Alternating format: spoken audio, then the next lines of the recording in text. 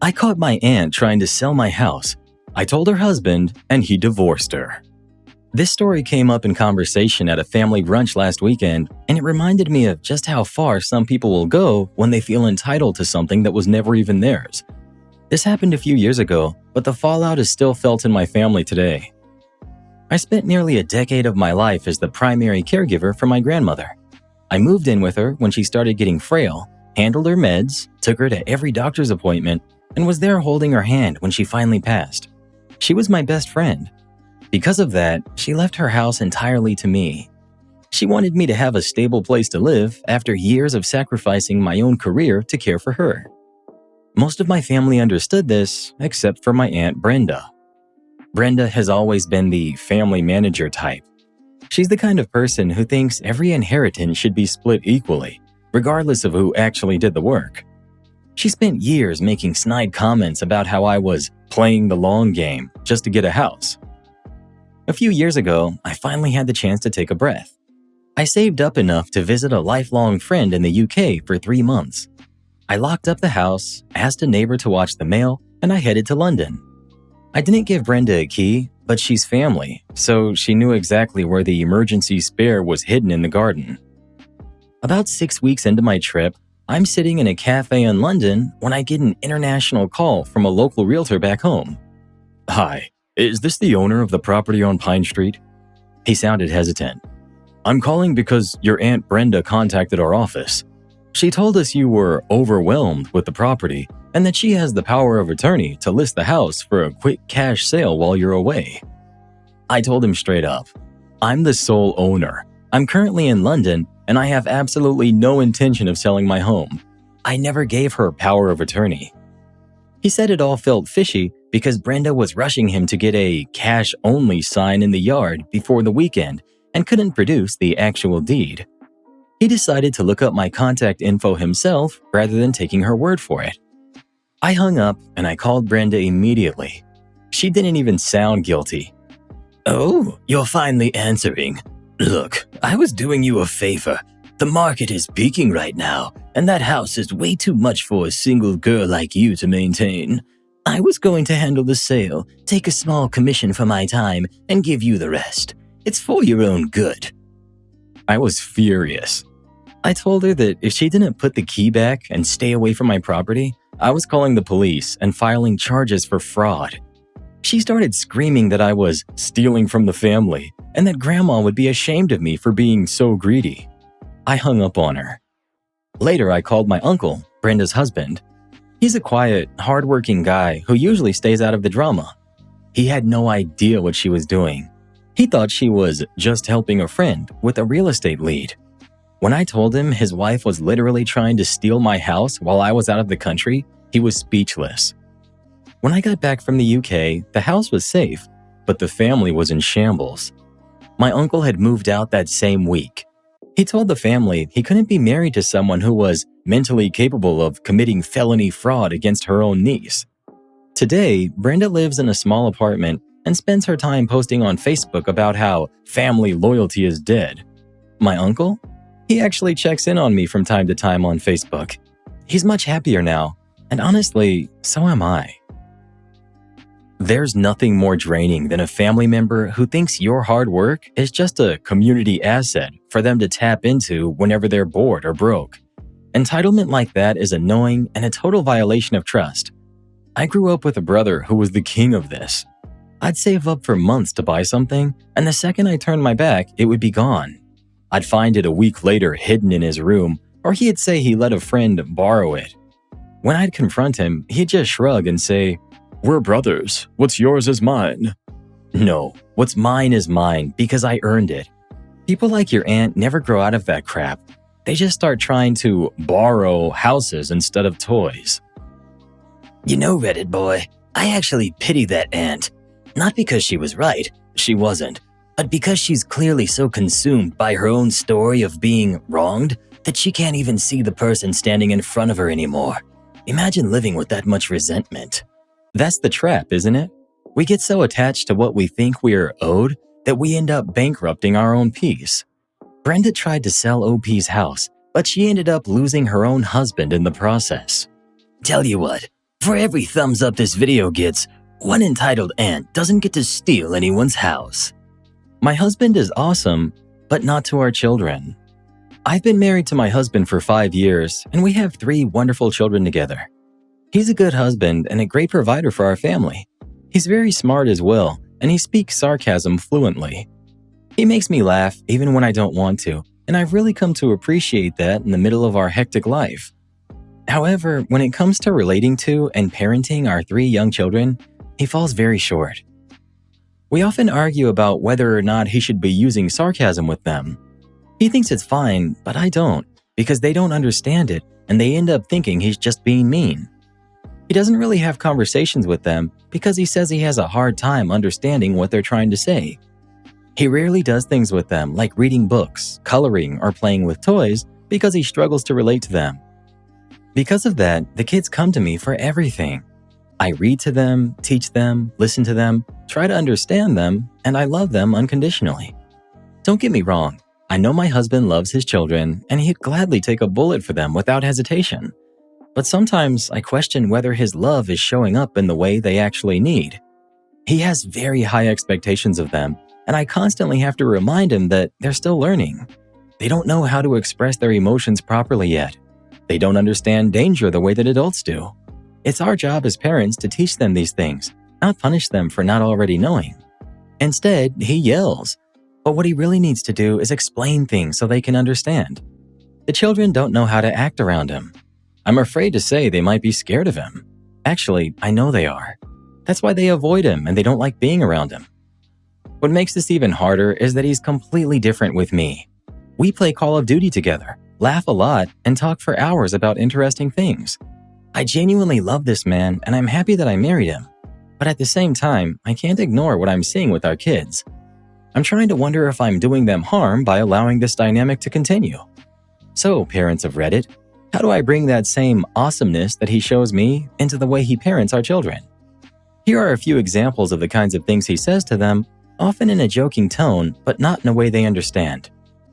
Honey, can you make lunch for the kids? Him. Man, forget them. Said jokingly, but in front of them. Daddy, do you like my pictures? Him. No. Toddler walks away crying. Dad, can I? No, nothing you have to do is important. Again, he means it as a joke. Daddy, guess what? I learned about Earth today. Wow, you must be some kind of genius then. Said in a sarcastic tone, not warmly. I'm starting to realize that what he thinks is humor might actually be hurting them more than he understands. I wanted to hear from people who've experienced something like this, especially from the child's perspective, because I feel like I might be missing the bigger picture. Yeah. Edit. I'm starting to see things differently after reading responses. My husband may not be as awesome as I thought. His behavior is more harmful than I realized. Edit. I'm thinking about showing him this post so he can see the feedback directly. I feel like he needs to understand how serious this is. Any thoughts on that would be appreciated. I'd also appreciate help finding counseling or therapy options. I'm currently at home with the children while he works, but I'll go work at Taco Bell if I have to just to get the money. Edit. I really appreciate your responses because this is exactly what I needed to hear. I wanted to hear from people who have actually gone through something like this. I don't even know how to respond because you've all given me such a strong dose of reality. I can see now that this is much more serious than I realized. Thank you. Wow, your husband sounds exactly like my dad. Let me tell you what will happen over time. Your kids will become more and more private and reserved. They'll go out of their way to keep you completely in the dark about their lives. They won't tell you what happened during their day because they'll be afraid of being ridiculed. Hiding their emotions becomes their main way of protecting themselves. They may even stop laughing openly because it starts to feel like a weakness. They'll grow up feeling insecure about relationships too because A, they may feel like they're not good enough, and B, they'll worry that they'll be mocked for showing emotions. This will affect them for a long time. When they eventually move out, they'll distance themselves. You may still hear from them occasionally out of courtesy, but the closeness just won't be there anymore. So yeah, that's the path your husband is heading down if things don't change. Your husband is not an awesome guy in this situation. The way he's treating your children is not okay. He needs counseling, whether he thinks he does or not. This is something that needs to be addressed seriously, and if that means setting firm boundaries or even giving an ultimatum, then so be it. This will affect your children, and the longer it continues, the deeper that impact will be. I grew up with a father who was emotionally distant in a similar way, and it affected all of us. My sister ended up in an unhealthy relationship, and I've struggled with forming emotional connections my entire life. I know this sounds harsh, but from the outside, this behavior comes across as harmful. He needs help, and he needs it now. If he refuses to seek help or change, you may have to decide what matters more, your marriage or your children's well-being. Update 4 days later. So here's what happened. Before I even got the chance to properly sit him down and talk about his behavior, we ended up getting into a really heated argument after he said something really messed up to the kids again. I basically lost it. In the middle of the argument, I told him I felt like he was acting like a bully who uses his power against his own children. I said he would never talk to me or any other adult the way that he talks to them because there would be real consequences if he did. I'm not proud of how I said it, but I meant every word. He left the house for a couple of hours after that and didn't speak to me for 2 days until I confronted him. When we finally talked again, he said he had nothing to say to me because he thought I believed he actually enjoyed disciplining the kids.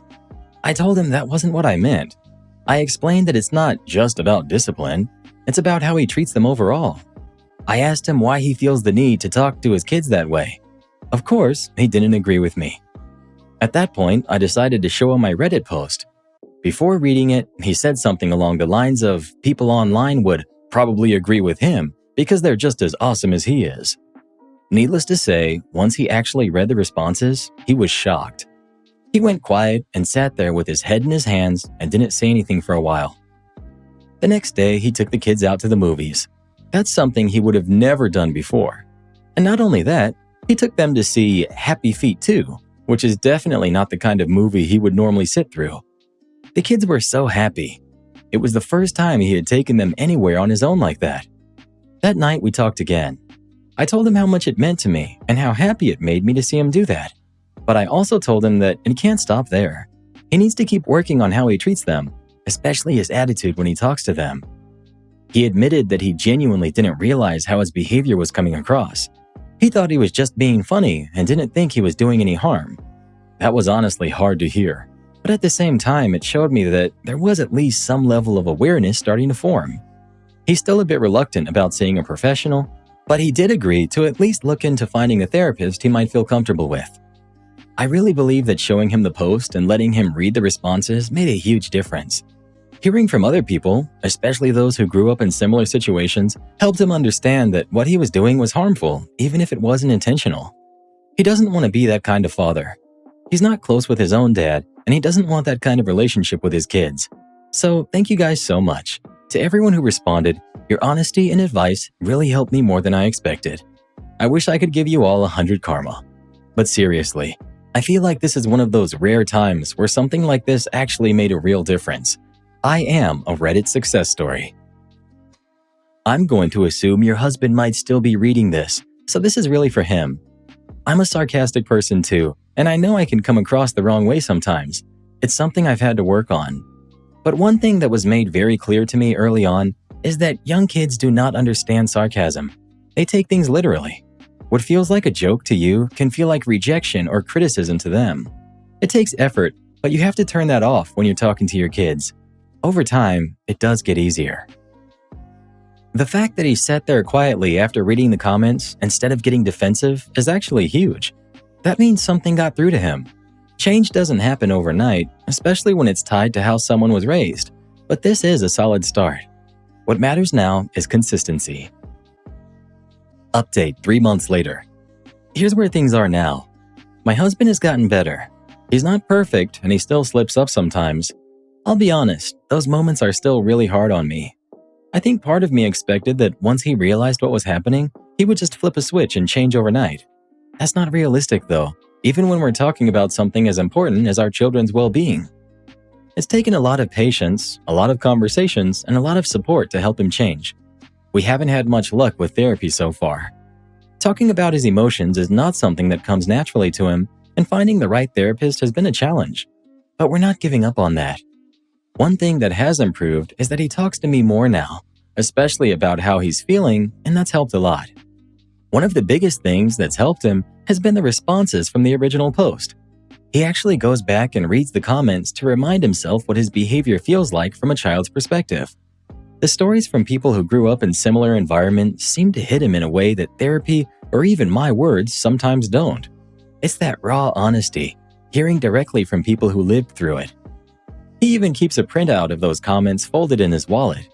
I've seen him take it out and read it. I don't regret sharing it with him for a second. He needed to understand what he was doing. He still has a lot of walls up and takes time for him to open up and express his feelings, which is why we're still looking into therapy. He identifies with a lot of the people who shared these experiences, especially those who grew up with similar parenting. He constantly needs reminders of why that behavior isn't okay and why he has to actively choose to do better. Through all of this, I've also learned more about his own childhood. He never felt protected by his parents. His feelings weren't validated. He was often bullied, not just by classmates, but even within his own family. Knowing that doesn't excuse his behavior, but it does help explain where it came from. A lot of parenting patterns are learned, whether we realize it or not.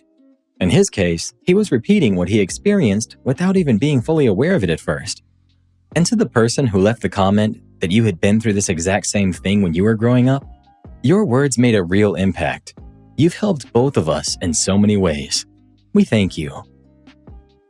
I'm really glad you came back with an update like this. It's easy to tell people to leave or to give ultimatums, but it's a different story when someone actually acknowledges the problem and starts putting in the work. The fact that he's going back and reading those comments on his own, it says a lot about where his head is at right now. This feels like a realistic kind of progress. Not perfect or instant, but consistent effort. The fact that he's starting to connect his own childhood to how he was acting as a parent is huge. That's usually one of the hardest parts for people to face. So this man was out here roasting toddlers like it's open mic night. Oh please, sarcasm is for adults, not someone who just learned what a crayon is. And the fact he thought he was hilarious the whole time, that's the real plot twist. I will say though, man saw Reddit and said, "Oh, I might be the problem."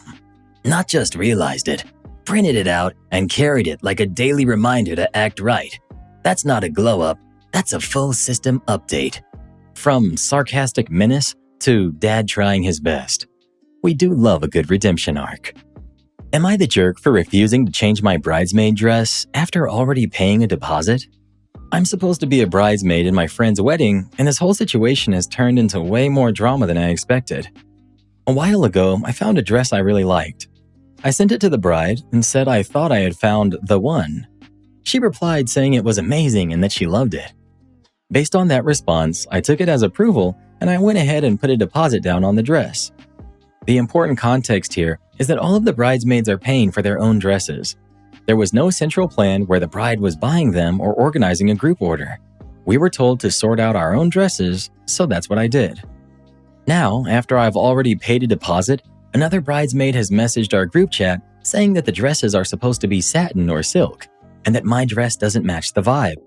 She said I could just get it changed because otherwise it would ruin the aesthetic in the photos. The issue is that no one ever clearly told me that the dresses had to be satin or silk. It might have been mentioned casually at some point, but it was never presented as a firm requirement. If it had been made clear, I obviously wouldn't have chosen the dress I did. I also feel like I made a reasonable effort to check before committing to anything. I sent the dress to the bride in advance, and she said she loved it. She even made comments about my boyfriend needing to get a suit, which made it seem like she was picturing it as part of the wedding already. Now she's saying that I didn't properly check with her and that I just told her I had bought it, which is not how I remember the conversation at all. Unfortunately, the messages were on Snapchat, so I don't have a record to go back and show. At this point, I'm being asked to change the dress even though I'm the one paying for it, and I've already put the money down. I don't feel like that's fair, especially since I did try to confirm beforehand. If there had been an issue, that would have been the moment for the bride to say something clearly. I'm also a bit confused about why this is coming from another bridesmaid instead of from the bride directly. It feels like this person is stepping in and making decisions or setting rules that were never really clearly established in the first place. If the bride had come to me herself and explained that she had changed her mind or wanted a different look, that would be one thing. But this feels like mixed signals. At this point, I'm seriously considering stepping down from being a bridesmaid altogether. The whole situation has become uncomfortable, and I don't like the idea of being in the middle of drama over something that could have been avoided with clear communication from the start. Am I the jerk for refusing to change the dress? It really comes down to what was actually communicated on day one. You did send the dress to the bride, and she said she loved it, which reasonably sounds like approval. That said, there's a difference between "that looks nice" and "that's approved for the wedding," and it sounds like that line was never clearly defined.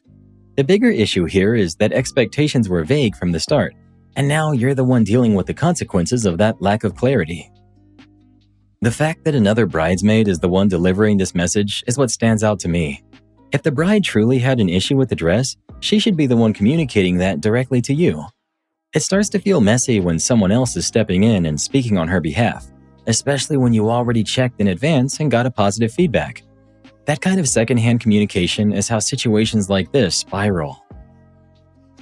You paid for the dress yourself and you showed it to the bride beforehand. Then you made your decision based on her reaction. From your perspective, you did everything right. If they wanted a specific fabric like satin or silk, that needed to be clearly stated from the beginning, not mentioned casually and then enforced later. At this point, it's reasonable to ask the bride directly whether this is actually her issue or someone else pushing for a certain aesthetic. Update 3 days later. So I posted before about the bridesmaid dress situation and thought I'd give an update. Looking back, I think a lot of the backstory explains why I reacted the way I did because this didn't just come out of nowhere. I've been friends with the bride since school, about 15 years now. We're not in constant contact because we live about 2 hours apart, but we usually catch up once or twice a year. When she got engaged 2 years ago, she asked me to be one of her 2 bridesmaids, along with a maid of honor. Things started getting a bit strange early on. Back in October, we had a bridal shower with bridesmaids and close family, and that went fine. After that, the bride said she wanted a hen party. The mother of the bride went ahead and booked a hotel without asking any of us first, and then expected the 3 bridesmaids to split the cost of 2 rooms for the bride, us, the mother, and her friend. None of us had agreed to that, so we all said no and told her she should try to get a refund. Trying to be helpful and make sure the bride still had a proper celebration, I offered to host the hen party at my house instead. In hindsight, I wish I hadn't. I spent months planning it. I bought decorations, organized games, prepared food, and set everything up myself. The maid of honor was extremely hard to reach during the planning process and ignored messages most of the time. The other bridesmaid mostly just showed up with a big doll of the groom's face on it, which somehow ended up being considered the highlight of the night. After everyone left, I didn't receive a single thank you message. Not from the bridesmaids, not from the maid of honor, and not even from the bride. In fact, I didn't hear from any of them at all after that. Because of that silence and lack of coordination, I ended up deciding to sort my own dress out. We'd been told from the beginning that we would be choosing and paying for our own dresses, and there was never any clear plan to go shopping together. I also live 2 hours away, and I don't drive, so organizing group trips wasn't really practical for me anyway. The bridesmaid messaged again saying she had spoken to the bride and groom and that they weren't happy and would rather make her a joint maid of honor so that I don't stand out too much. There are only 3 bridesmaids in total, including me, so that comment felt strange and unnecessary. She also told me she can be a jerk if she has to be, and then offered to buy me a cheap champagne dress instead, which felt both aggressive and dismissive. On top of that, she mentioned that the bride was worried about numbers at the wedding and that children might no longer be invited. She said this in a way that made it sound like my daughter and even my mom might not be invited anymore. I hadn't heard any of this directly from the bride, and at that point, I wasn't even sure if my boyfriend was still invited either. Being told all of that secondhand instead of directly by the bride felt really uncomfortable and honestly quite hurtful. At that point, I didn't respond to the bridesmaid at all. I went straight to the bride instead because we've been friends for so long, and I felt that if anyone was going to be honest with me, it should be her.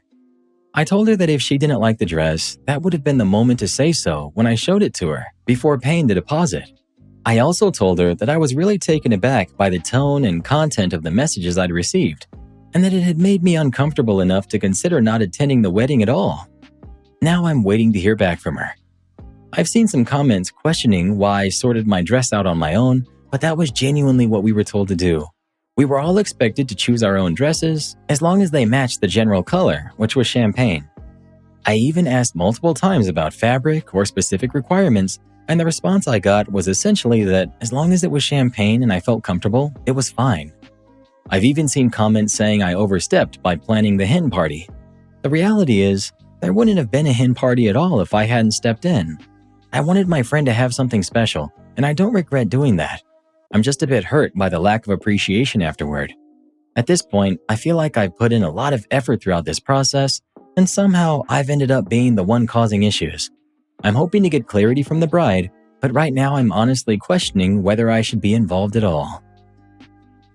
There's a pattern here that's hard to ignore. You stepped up for the hen party when no one else did, put in time and money, and didn't even get a thank you. Then when it came to the dress, you followed the instructions you were given and still ended up being criticized. It doesn't really sound like you're the problem here. The red flag started way before the dress. The hotel situation, the lack of coordination, the silence after the hen party, and now the other bridesmaids speaking on behalf of the bride. It just feels disorganized and a bit disrespectful. At this point, stepping back might actually be the least stressful option for you. Update after hearing back from the bride. After waiting for her reply to my last message, she finally got back to me. In short, she said she actually has no problem with the dress at all and thinks it's beautiful. The color is exactly what was agreed on, which is champagne, and she reminded me that from the beginning, she has said that as long as the dress was that color, we could wear whatever we felt comfortable in. She also said the situation seems to have come as a surprise to the other bridesmaids as they didn't realize I'd already paid a deposit on my dress. At the same time, she mentioned that she can't speak for what's been said in their group chat, which left things feeling a bit unclear. She also told me she was really upset to hear that I was considering stepping down because she had always planned for me to be a bridesmaid, especially given how long we've been friends. Regarding my daughter, she clarified that she never told anyone that my daughter wasn't involved. She explained that they're still working through numbers and that she had discussed not having children at the evening reception, but the daytime portion is still undecided. She said she'd confirm with me once they finalized things, which is what we had originally discussed. My reply. I thanked her for explaining everything and told her that I never wanted to cause any stress around her wedding.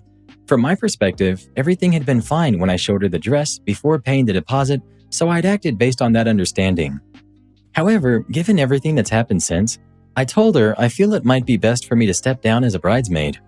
I explained that I don't want any tension or discomfort surrounding her big day, and I'd rather remove myself from the situation than risk adding to any stress. I also told her that I love her and genuinely hope she has an amazing wedding day. Where things stand now. At the moment, I'm still feeling very uncomfortable about everything that's happened. Even though the bride has now clarified that she likes the dress and never had an issue with it, the way everything unfolded has made it difficult for me to feel confident continuing as a bridesmaid. A big part of that is the conflicting information. On one hand, I was told quite firmly by the other bridesmaid that there was a problem and that the bride and groom were unhappy. On the other hand, the bride is now saying the opposite. I don't know if things were misrepresented to me or if the situation changed, but either way, it leaves a level of uncertainty that I'm not comfortable with. I also didn't appreciate the tone used by the other bridesmaid. Being spoken to in an aggressive and dismissive way, especially after I'd already put in effort throughout the wedding planning process, made the whole experience feel unpleasant. Looking back, I can see that there are things I might have handled differently. I've never been a bridesmaid before, and I was genuinely excited about it.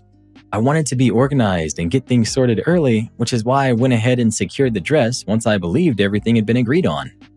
For additional context, I've never had any issues with the other bridesmaid before this. She's currently the bride's closest friend, and she mentioned that the bride asked her to speak on her behalf because she's feeling stressed with wedding planning. I don't know her particularly well, but we've always been friendly, so the way she spoke to me came completely out of nowhere. I've also seen some comments suggesting that I acted independently without consulting the bride, but I did check with her before putting the deposit down. That's what makes this whole situation so confusing. From my perspective, I followed the instructions given, which were to choose our own dresses within the agreed color. At this point, stepping down feels like the least dramatic and most respectful option. It removes any tension, avoids further miscommunication, and allows the bride to move forward with her plans without any added stress from this situation. The biggest takeaway here is that the bride never had an issue with the dress in the first place. Everything seems to have come from the other bridesmaids, which explains why the situation was so confusing. Even with that clarification though, it makes sense that you don't feel comfortable continuing after how you were spoken to. Once that tone is set, it's hard to walk it back. I don't think stepping down is an overreaction here. It's not really about the dress anymore, it's about the overall experience. You put effort into the hen party, got no acknowledgement, and got spoken to harshly about something that the bride herself didn't even have an issue with. At some point, protecting your own peace is the right call. So she showed the dress, got a love it, paid the deposit, and now there's a dress tribunal? Yeah, chaired by the bridesmaid who thinks she's the bride.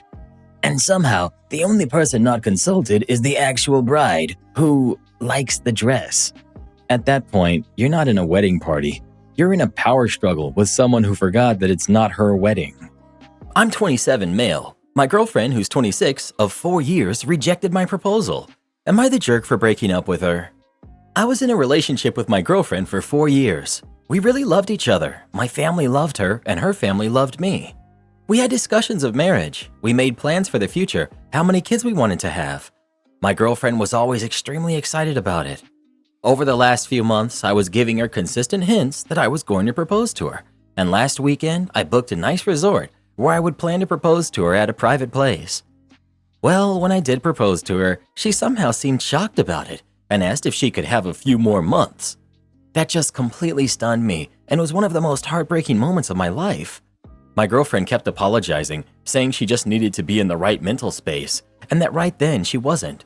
She cried and promised me that we were technically engaged. She just needed a few more months to officially accept the proposal. I felt empty, sad, and embarrassed. I felt horrible. When we returned back to our apartment, she was apologizing a lot, and there was a lot of crying also. The whole situation for me was so heartbreaking and embarrassing that I could not talk about it with any of my friends or even my parents. I could only consult my siblings. My siblings had completely contrasting opinions. My brother told me that maybe she got cold feet, and a lot of people get cold feet, and to just give her time because she seemed like a genuine person. However, my sister told me what my girlfriend did was girl code for cheating, and that my girlfriend was probably ashamed about accepting my proposal, given that she most likely was having an affair. My sister told me that my girlfriend would probably call off the affair in the next couple of months, after which she would be comfortable accepting the proposal. Completely contrasting opinions, but I sided with my sister because my brother gets a bit naive at times. The more I thought about it, the more what my sister said made logical sense, and that just shattered my heart even more. So a couple of days ago, after my girlfriend came home from work, I told her we were done and that she had a couple of hours to pack up and leave. I gave her no heads up about it. I gave her no reasons. She was shocked and was talking a lot, asking why. But at this point, I just didn't trust her anymore. She obviously cried, but I was over it. A couple hours later, her friend came to pick her up, and I blocked her number so I didn't get any more text messages. I'm still suffering a lot, and it will take time for me to heal through this. Am I the jerk? Update. I'm still replaying my entire relationship over and over in my head. I'm still replaying that day. I loved her so much. I put my heart and soul into this relationship. I confided in her my childhood issues because I felt so connected to her, and I thought we were soulmates. We had made plans on life after marriage, which state we ultimately wanted to settle in. We discussed finances, how many kids we wanted to have, what our life would be like 10, 20, 30 years from now. We discussed so much. We discussed engagement rings. She even told me what kind of ring she wanted. Months leading up to our resort vacation, I gave her so many hints, like saying this would be our best vacation ever, and that our 4-year anniversary would be extremely special. I had planned the entire vacation around our 4-year anniversary and planned to propose to her on that day. I started saving up money because I wanted that whole vacation, and especially that day, to be memorable. Even she seemed super excited about the trip, and we were so excited about how much fun we would have. After I was rejected, I just did not understand what happened. I was completely shattered. I thought I had set it up so beautifully.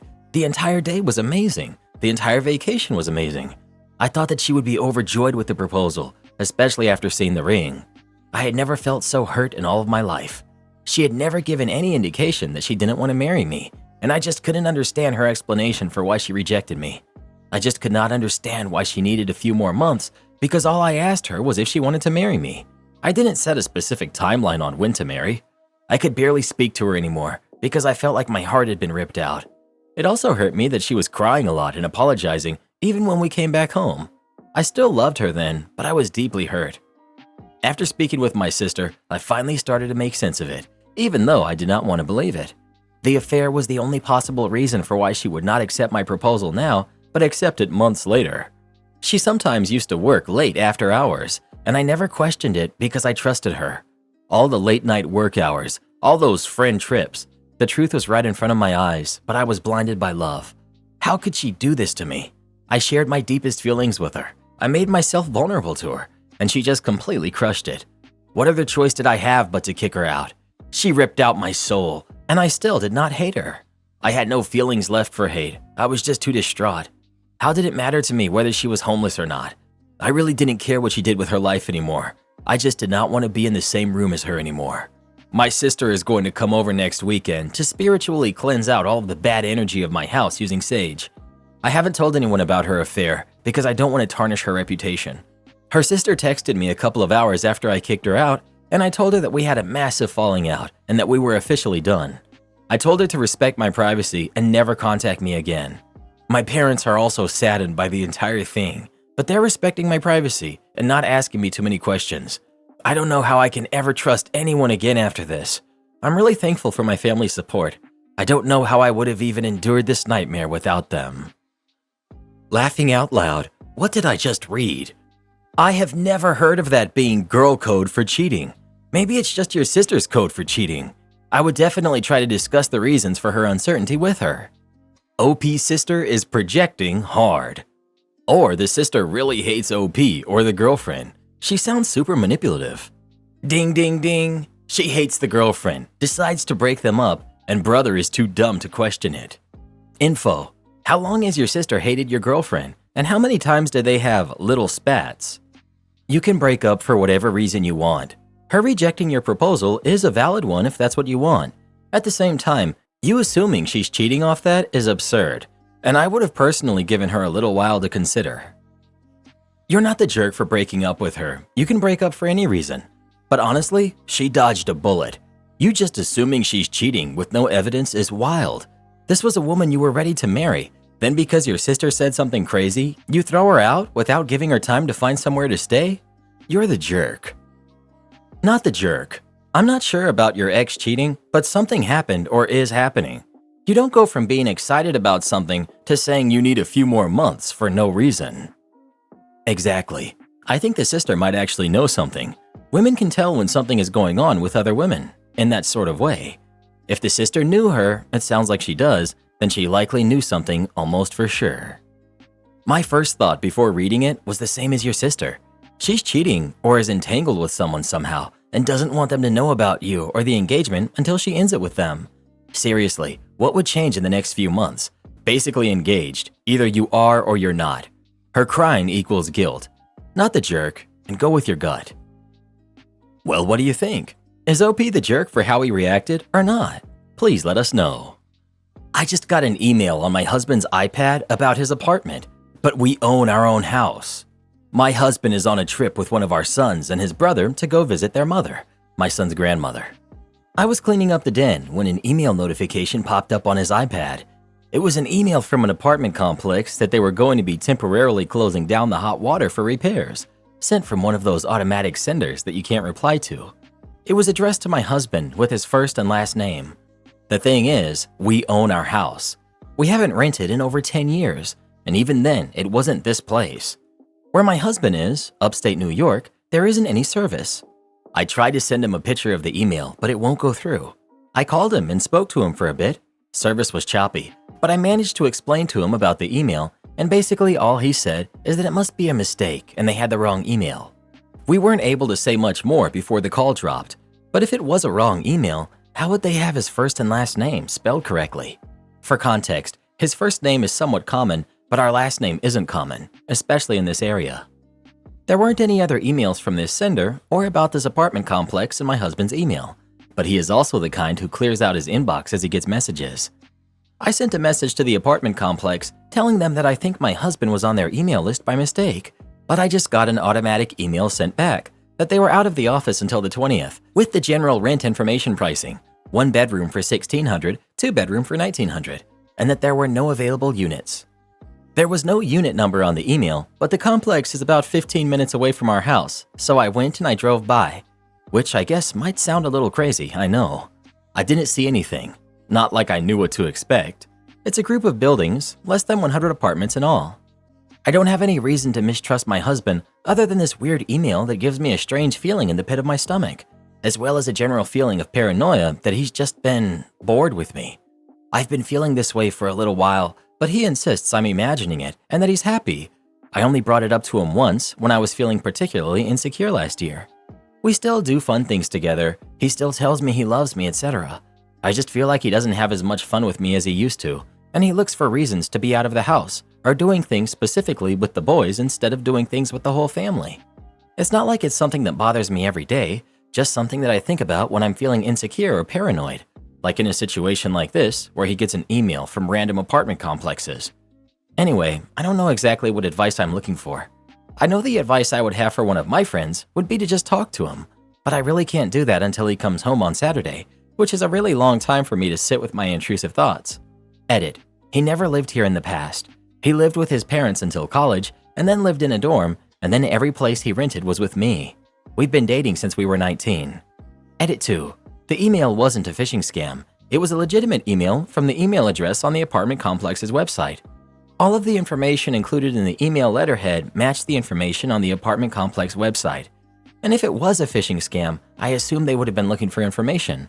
This email wasn't looking for anything. It was just an informational email about the water. Update. My best friend called the emergency maintenance number and said that she was a delivery driver who had $100 worth of food for, and said my husband's name, but said that he had forgotten to fill in his apartment number. The guy didn't speak English very well, but after she repeated herself a few times, he did eventually say his name and then told us an apartment number. Update. I'm currently writing this on my ride upstate. My husband, who is upstate visiting his mother until Saturday, has next to no cell service, so I haven't been able to talk to him about any of this other than saying that the email must have been a mix-up. My friend called and got his apartment number from the maintenance man. Both of us went over to the apartment and my friend knocked. A girl answered, but didn't answer the door, just the bell camera. My friend said that she was looking for Adam. The girl said that Adam wasn't there, but wouldn't give her more information than that, which I get. My friend was just a total stranger at the door. When we left, I could see her looking out of the apartment window at us. I tried to call my husband 1,000 times yesterday and nothing went through. The few times the call did pick up, the service was so bad you could barely hear anything. So I'm headed upstate to confront him in person. I have a copy of the email, as well as a photo of the apartment, as well as a recording of the girl saying that Adam wasn't there, which is confirmation to me that she knows him. If this is somehow all a big misunderstanding, I'm going to have my husband explain it to me in person instead of waiting until he comes home. I haven't had a chance to read all the comments, but I will go through them now and try to respond to what I can. I haven't slept, so I hope this makes sense. Edit. To everyone telling me that I should just wait, not confront him, talk to her first, he's my husband. He's the father of my kids. If I'm going to find out that he's cheating on me, it's going to be from him. I'm going to say this for the last time. Please stop advising me not to talk to my husband about this very serious situation. I will talk to a lawyer if need be. However, we've been married for over a decade. We have a family and a life together. I'm going to go talk to him. I understand what the situation probably is. I understand that he's probably going to try to lie to me. I'm not a moron. Final update. I'm writing this from a hotel room. I went to confront my husband. He knew the minute my car pulled up what was going on. He came outside to meet me, and the first thing he said was, "Did you go to the apartment?" And I told him, yeah. So then he said, "So I guess we have to have a talk." And again, I said, yeah. I'm not going to get into the exact details of it. It was a long talk, and it involved a lot of emotions. She is his girlfriend. They've been together for 4 months. She's under the impression that we are separated and going through a divorce. His family wasn't aware of this. His brother and mother, who were there, were horrified. I'm sorry I don't have any more to say. I've already contacted a divorce lawyer, a therapist, and a financial advisor. Thanks to everyone for your support. Reddit really makes you believe in marriage, right? Honestly, Reddit and real-life experiences have straight up taught me to no longer even try relationships at all anymore.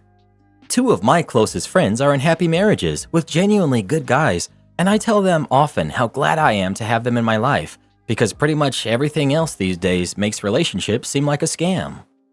Just about everyone in my life, including myself currently, has either been cheated on or cheated themselves.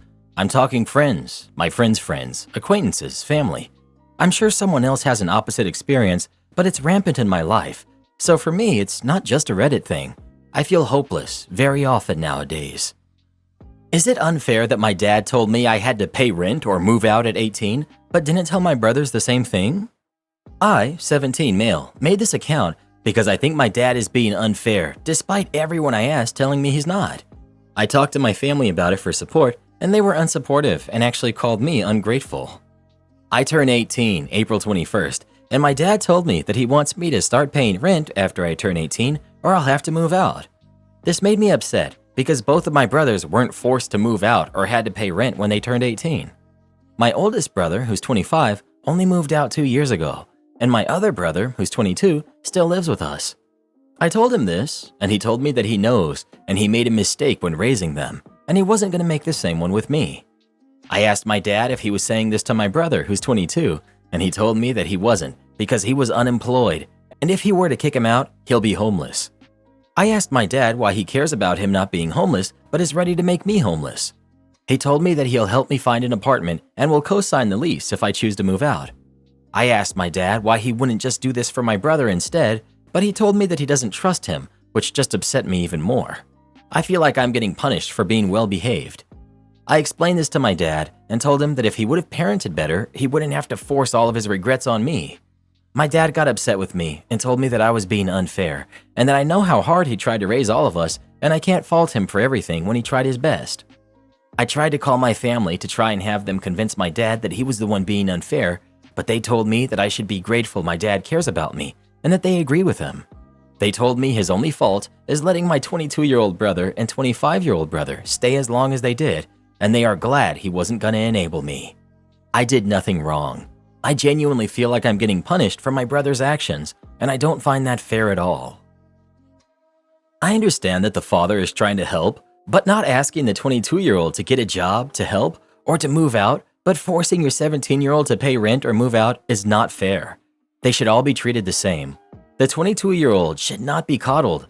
The situation with the 22-year-old is his fault, and he's trying to make an example out of the 17-year-old. I can understand if OP was a spoiled brat, but OP has been working for 2 years. The father could have at least allowed OP to save up for a year or two before moving out. So the father allows the 22-year-old to remain jobless, live rent-free, but your kid that has been working for 2 years, got a scholarship, and has been a good kid gets punished? You guys don't see it as punishment, but my friend went through the same situation and it was super rough for him. He was literally homeless on holidays. Thank goodness my parents allowed him to come stay with us. His family continued to coddle the 25-year-old son that has been living rent-free for years with no consequences. I agree with this. There's nothing wrong with pushing your kids to become independent, but you have to be consistent. It's unfair and it's an easy way to brew resentment between your kids. Few things hurt sibling relationships more than skewed treatment. Okay, buddy, let's work through some things. What is your plan for next school year? Are you planning to go to college? If not, can you go to college? If you have not yet applied, check to see which universities in your state have rolling admissions. Apply and apply for student housing with a room rate. Then, once you have all that secured, negotiate with your dad to be able to stay through the summer. Tell him the dates that you'll move out. If his issue is that he doesn't want you living there indefinitely, this would give a hard move-out date. Tell him that you would need a place to stay during Thanksgiving break, winter break, and next summer unless you can get housing next summer at the university, but this would get you well on your way.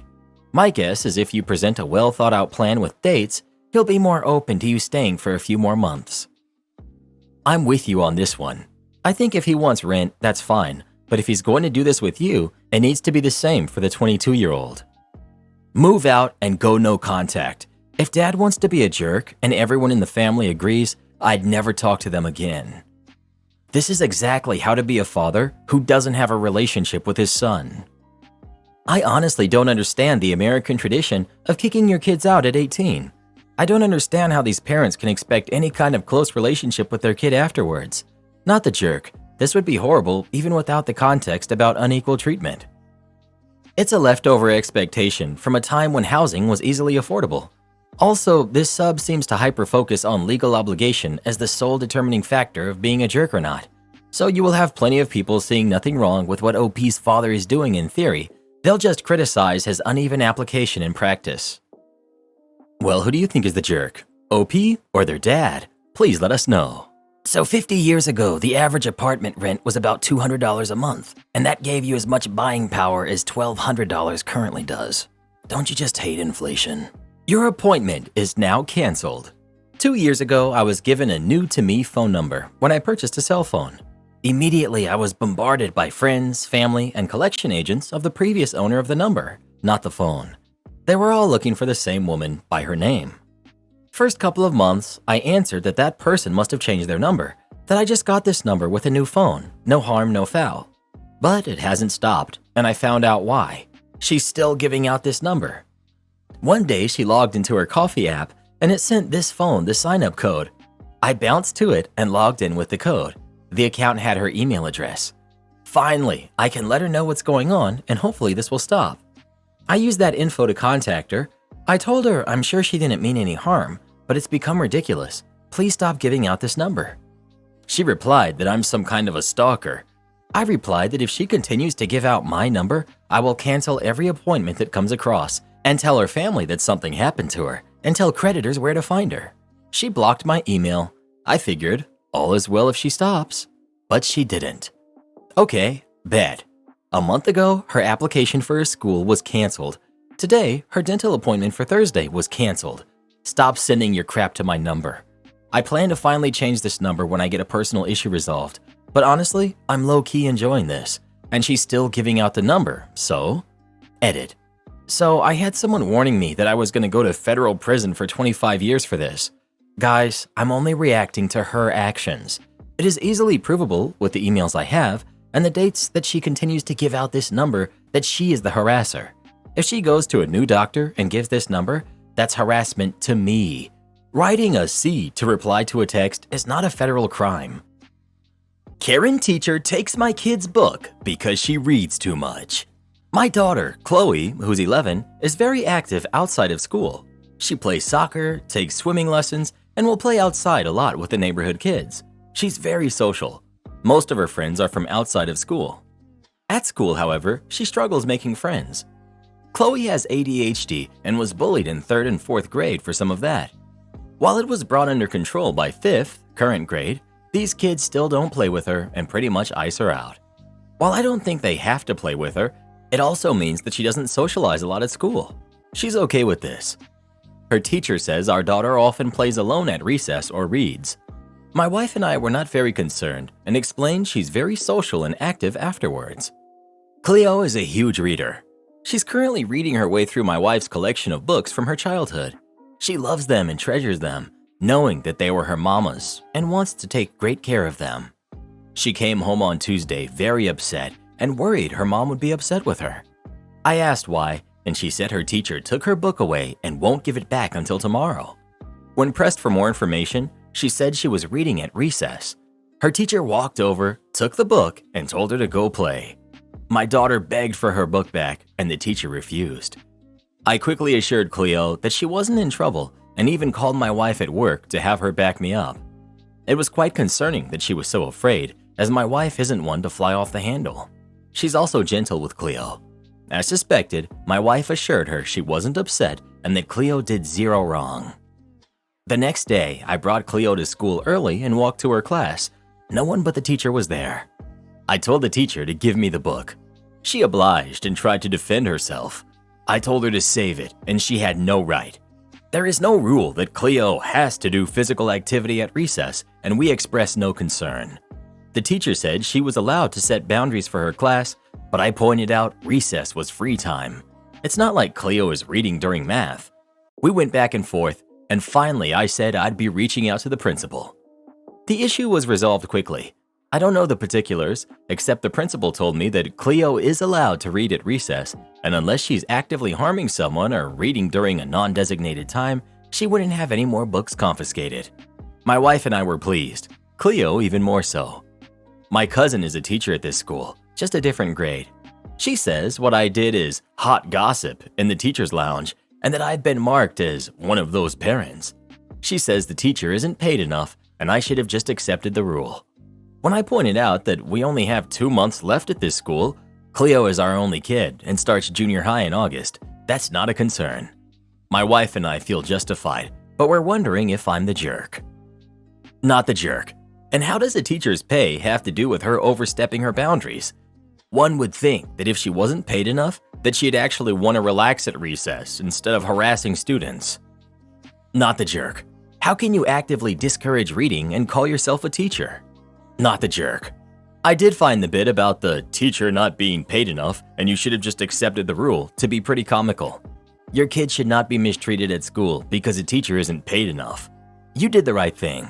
The teacher was strangely out of line and lacking in compassion. Even if well-intentioned, she effectively punished Chloe, which was wildly inappropriate. Wild Karen loses it in the ER. I'm a veterinary technician and I got injured on the job.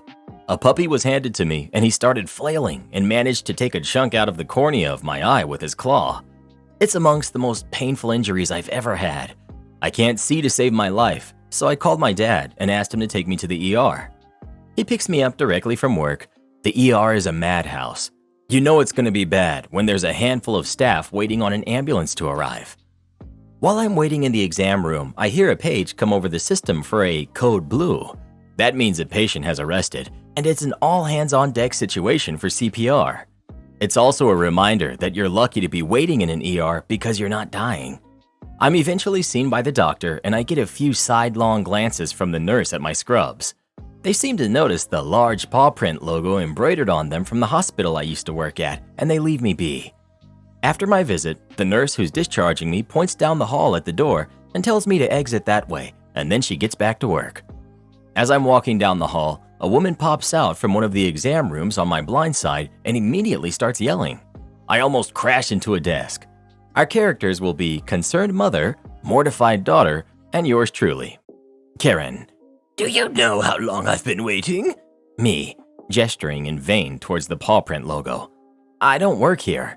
Do you think I'm an idiot? Me, I can get someone to… We've been waiting for 45 minutes in this room. My daughter's tummy hurts. Do you even care about her? Her daughter, who seems to be about 13 years old, covering her face with her hands, looking a bit like she wishes the floor would swallow her up. Me, I can't help. Karen, slowly like I'm an idiot. Her tummy hurts. Do you people even care at all about how long we've been waiting? Me, in disbelief over how someone could be so clueless about triage. Did you not see the man come in that got hit by a car? Just a guess, but hoping to give her some perspective. Is he my daughter? No. Then why would I care?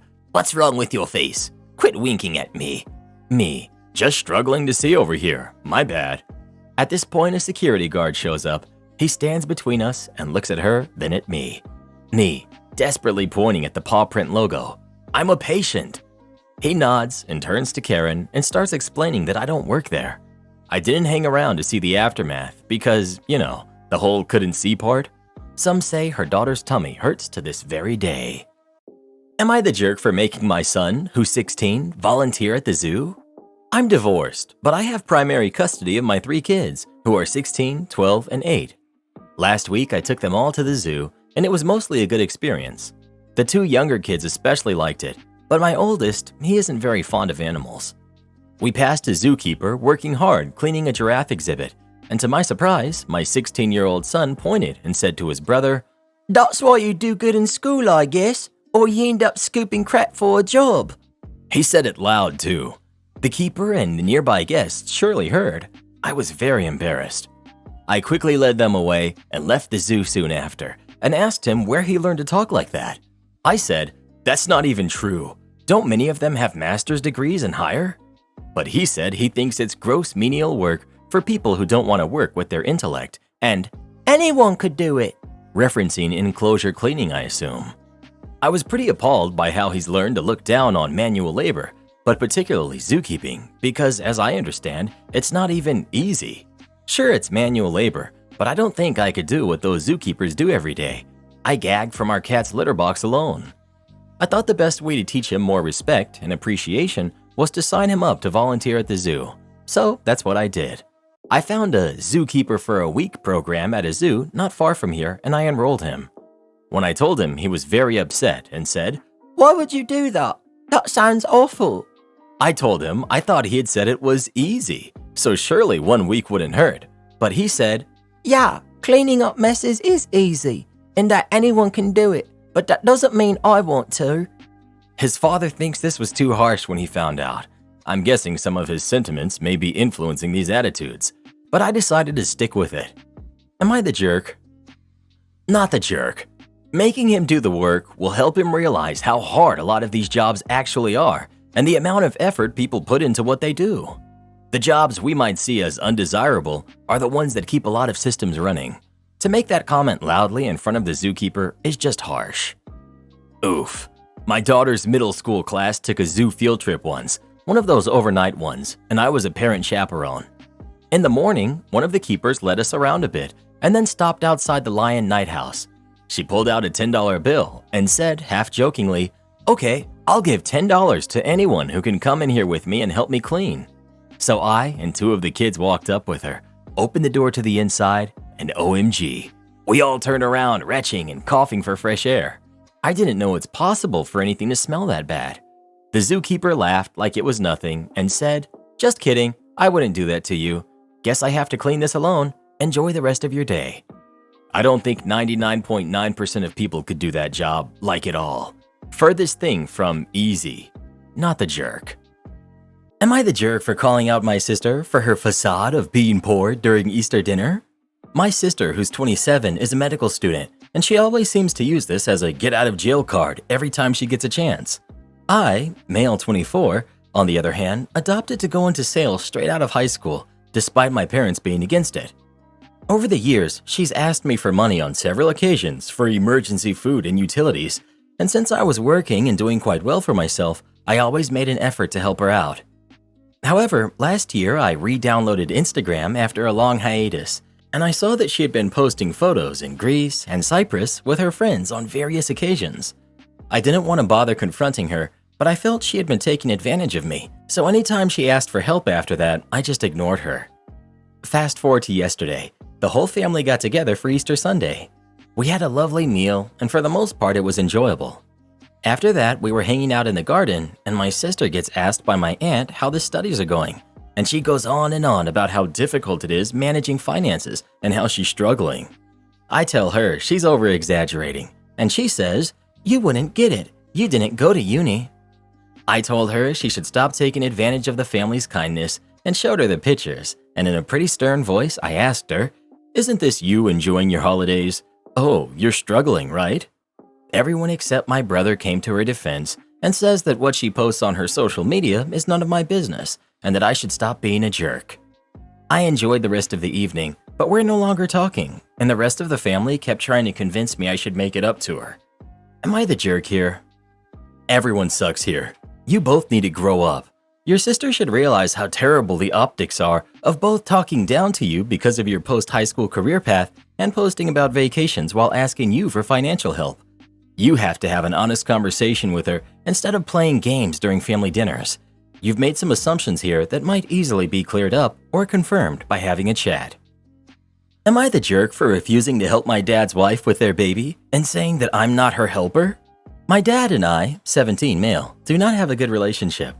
When my mom was sick with cancer, my dad was out cheating on her, and he left me to take care of my younger siblings, who are 12 and 11. He even let me catch him with 2 different women during that time, and my mom was on hospice, so it was really difficult not to say anything, but I was so overwhelmed and scared that saying the wrong thing would take her from us sooner. This was 4 years ago, and I never forgave him for what he put me through. I told him before that I never want to be like him when I grow up, and he's no role model for me. I also called him a failure as a husband and a father. He was upset when I called him that. But when his 3 kids needed him the most, he wasn't there. Instead, he was off cheating on my mom. He also claimed that he loved my mom. I said I found that hard to believe since he was out cheating on her. I was still mostly in charge after my mom passed, but eventually my siblings started to pick up some skills, so I wasn't basically doing it all. It really helped and made us regular siblings again, instead of me almost being the dad. But it was also tough because they're really young and I hated that they were forced to grow up so fast. Losing mom did that anyway. Dad met someone a couple of years ago and he introduced her to us last year and it took only a few weeks for her to move in. Then suddenly she's pregnant and they raced to get married. My dad's wife tried to involve my siblings and I in her pregnancy excitement, but I wasn't excited and I don't think they were either. I'm pretty sure we all avoided her as much as we could. The baby was born in December and she had been reaching out to me to help pretty often, but I don't help her. I check in on my siblings where I can, but other than that, I focus on me. I know biologically that this baby is my half-sibling, but I don't care. I don't see them as a sibling, and I'm not planning to bond with them or keep them in my life once I'm in college. I won't speak to Dad either, just my siblings.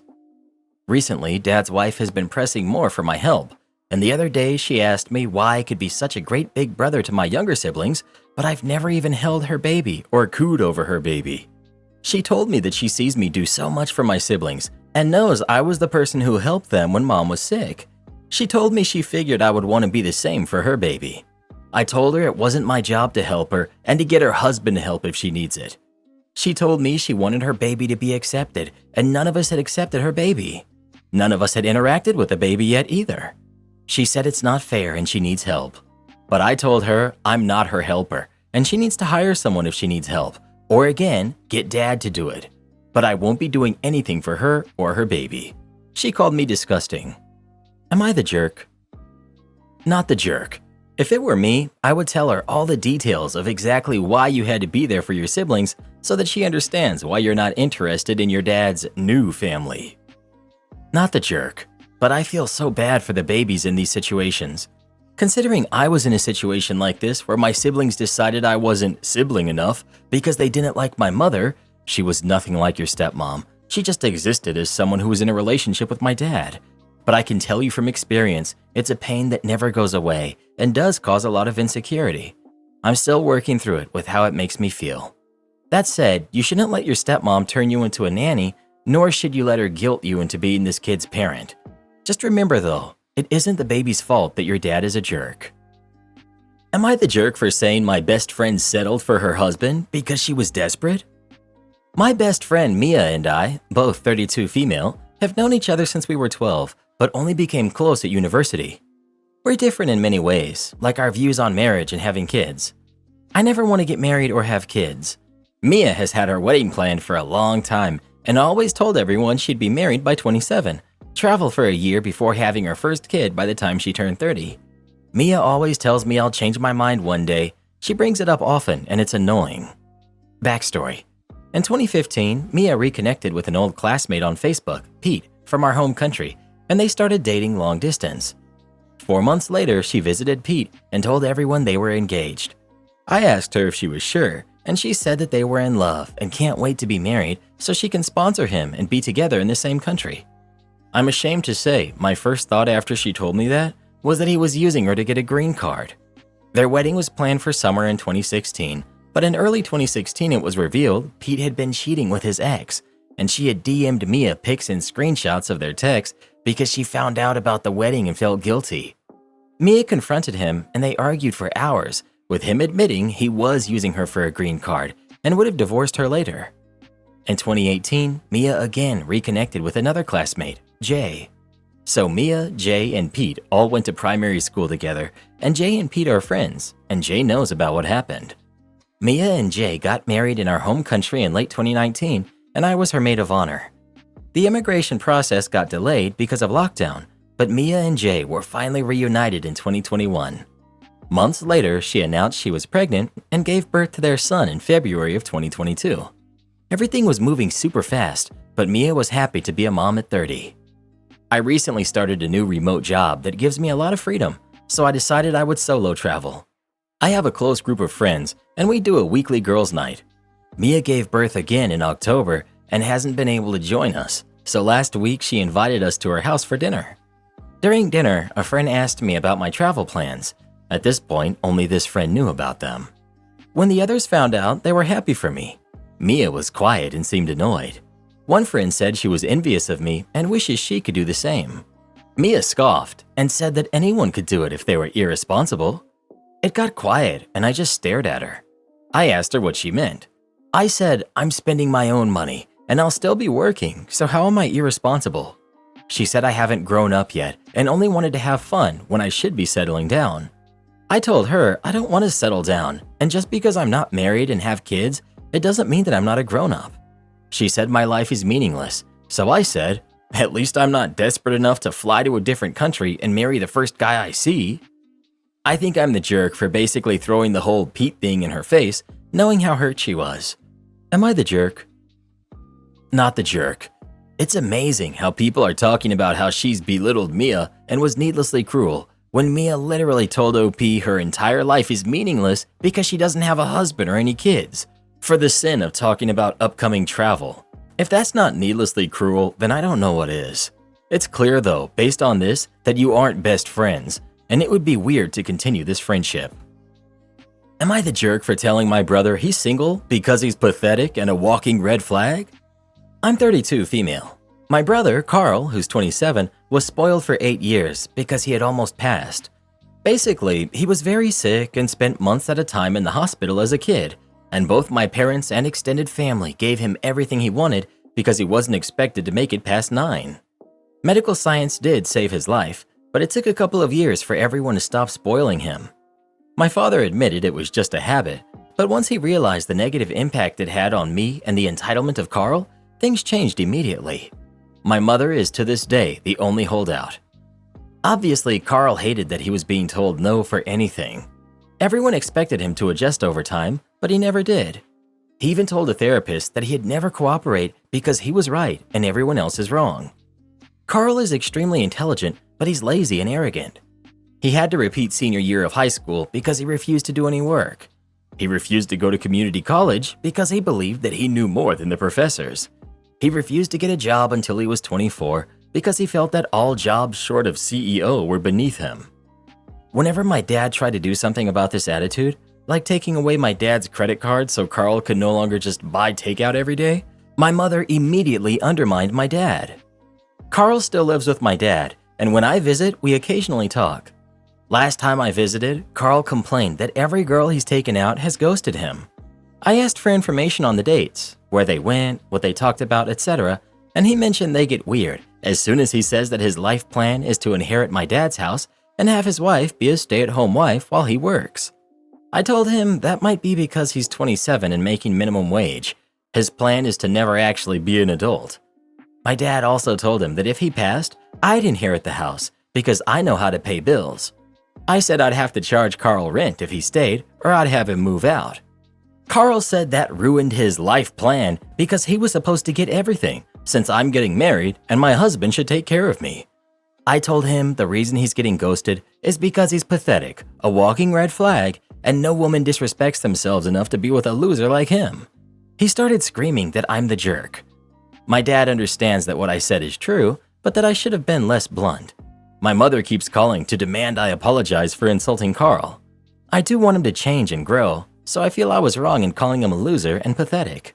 I stand by the red flag part firmly. Am I the jerk? Edit. My parents are separated. Mom lives 150 miles away with her sisters. I live with bipolar disorder, and my father and I have tried getting Carl to just get evaluated or speak to a doctor, but he says he doesn't need to. The only reason my dad hasn't kicked Carl the boot yet is because he did get a job when Dad threatened to kick him out if he didn't. My dad even set up an account for Carl for his savings, the goal being that he saves enough to get an apartment and have a cushion, and Dad has access to it. He will only start charging rent if Carl blows his savings on a non-emergency. People should have been more blunt with old Carl, like years ago, but Carl is set in his ways. Telling him anything is likely futile. Your mama is probably going to push your dad to let Carl inherit the house because her baby boy needs it more than you do, because you sound like a capable adult that can stand on her own 2 feet, so you might want to be prepared for that. Or your parents might want you to take some kind of caretaker role or trust fund manager or something, so that will be fun to get out of, and you definitely should make every effort to get out of it. Not the jerk. Am I the jerk for making my son eat all of his food and arguing with his great aunt that disagreed? I, 36 male, adopted my wife's 2 sons, and we have 2 of our own. Our eldest son is 11 and has always had special meals made for him. I propose that we try my family's technique. We put the food out. If they don't want it, they can go and play. But that food gets put away for the next meal. This meal will be there for when they are hungry. My in-laws and wife were opposed to this, so I suggested that he goes to therapy. They diagnosed him with ADHD and ODD, gave him medications. They gave my wife instructions for healthier eating strategies, and she just didn't do any of it. 2 years later, I was fed up as a stay-at-home dad of 4 and battling the food thing. I told my wife I was taking over. After a rough couple months where once a week I'd put a meal that wasn't what he wanted, he's eating whatever is put in front of him. He's having vegetables and feeling proud that he's overcoming the anxiety he has around food. We went to his great-grandparents' house for lunch. I told him he'd need to have a spoonful of everything and as much of whatever he wanted. My wife made him a plate and she served less than a spoonful, but hey, not gonna fight that. After eating most of it, he complained that the salt was burning a cut on his lip, and I told him to finish the last bites. It was a couple of spoonfuls of cheesy potatoes and a tiny piece of ham. I then went outside to check on my other 2 boys. When I came back in, I overheard my son's great aunt bragging to my mother-in-law about how she just ate his food for him. She saw that I overheard and she shut up real quick. I then pulled my son aside, asked him about it, and he said that she said, "You don't have to eat that." He tried to tell her that he had to, and then she proceeded to eat it anyway. I told him we were going to go back in there and I'd give him a similar portion, the small amount that he was supposed to eat. Of course, they got huffy but didn't say anything. When he finished, I sent all of the kids outside. The adults were all talking, so I waited until there was a lull and said, "I didn't think I'd have to say this. If you would disagree with how I'm raising my son, you can come to me, but I will not tolerate," looking at my great aunt, "you encouraging my son to disobey me." She just outright denied doing it. I told her to shut up, that I heard her bragging about it, and my son told me. It went off the rails. Her daughter yelled at me not to talk to her mother that way. My father-in-law yelled at me for being an atheist. My mother-in-law yelled at me, saying my son's ADHD and ODD are my fault. My wife and her whole family are upset with me, but my son isn't. My wife thinks I should have waited to bring it up, or I shouldn't have said it with my tone. I took time to calm myself. I got the kids out of the house and tried to set this boundary. I don't want any of her family around the kids until they apologize to my son and me. Am I the jerk? Edit. It's been a long day of reading and responding. I'm just gonna leave this here. My son just got out of school, and he had concerns that we were gonna stop with trying new foods because people got upset. I told him I was wrong for my tone, and people were likely upset with that. I told him I feel justified in my anger, but I need to work on responding with less emotion. I touched base with him about our approach, and he's still on board to keep going. I'm taking a lot of the suggestions here seriously, and I'm going to discuss it with his therapist this week. While discussing the events yesterday, he said something along the lines of, "Don't they know I eat 3 new foods now?" I said, "Yeah, buddy. I was hoping they would have been excited that you're eating your first actual family meal with them." We're in agreement that he will continue with our deal, and we're going to incorporate the shopping for produce, cooking, gardening, fishing, and foraging. He said he's not ready to trap small game or hunt. One of his new favorite foods now is smoked wings that I make and my homemade pizza. We're gonna have his friends over next weekend for a sleepover and to try some new good food. I think everyone sucks here. Your great aunt sucks because she encouraged your kid to disobey you, and that can leave a kid confused and feeling like they can turn to the other adult whenever they don't want to listen. But I think you took your son's eating habits too far. You moved the goalpost, and he's not 4 anymore, he's 11. He's old enough to determine what he likes to eat and why, and as long as he's still eating healthy, you should not have this much control over what he eats and how much. You told him to try everything and he did. When he gave you a valid reason for no longer wanting to eat the stuff, you should have let it go. You could have easily went back to saying that the plate will be there when he wants it later, or you could have just let it go completely. He ate most of it, so obviously this wasn't a matter of him being picky. It sounds like you went from wanting him to eat healthy to forcing him to finish food no matter if he actually likes it or has some room for it, and that's not healthy either. You're ruining his relationship with food. Am I wrong? My friend keeps talking about my ex in front of my fiance. I'm 29 male. My best friend Jess, who's 29 female, keeps mentioning my ex in front of my fiance, and I'm thinking of cutting her off. I want to know if I'm overreacting or if Jess is in the wrong. For context, Jess and I went to the same high school and the same college. We were friends in high school. However, since we both went to the same out-of-state college, we became best friends since then. We have always been there for each other during the best and worst times. However, things have always been platonic, and she's more like a big sister to me, who made sure that I stayed on the right track. I've only been in 2 long-term relationships so far. One was with my ex, Lisa, for about 7 years.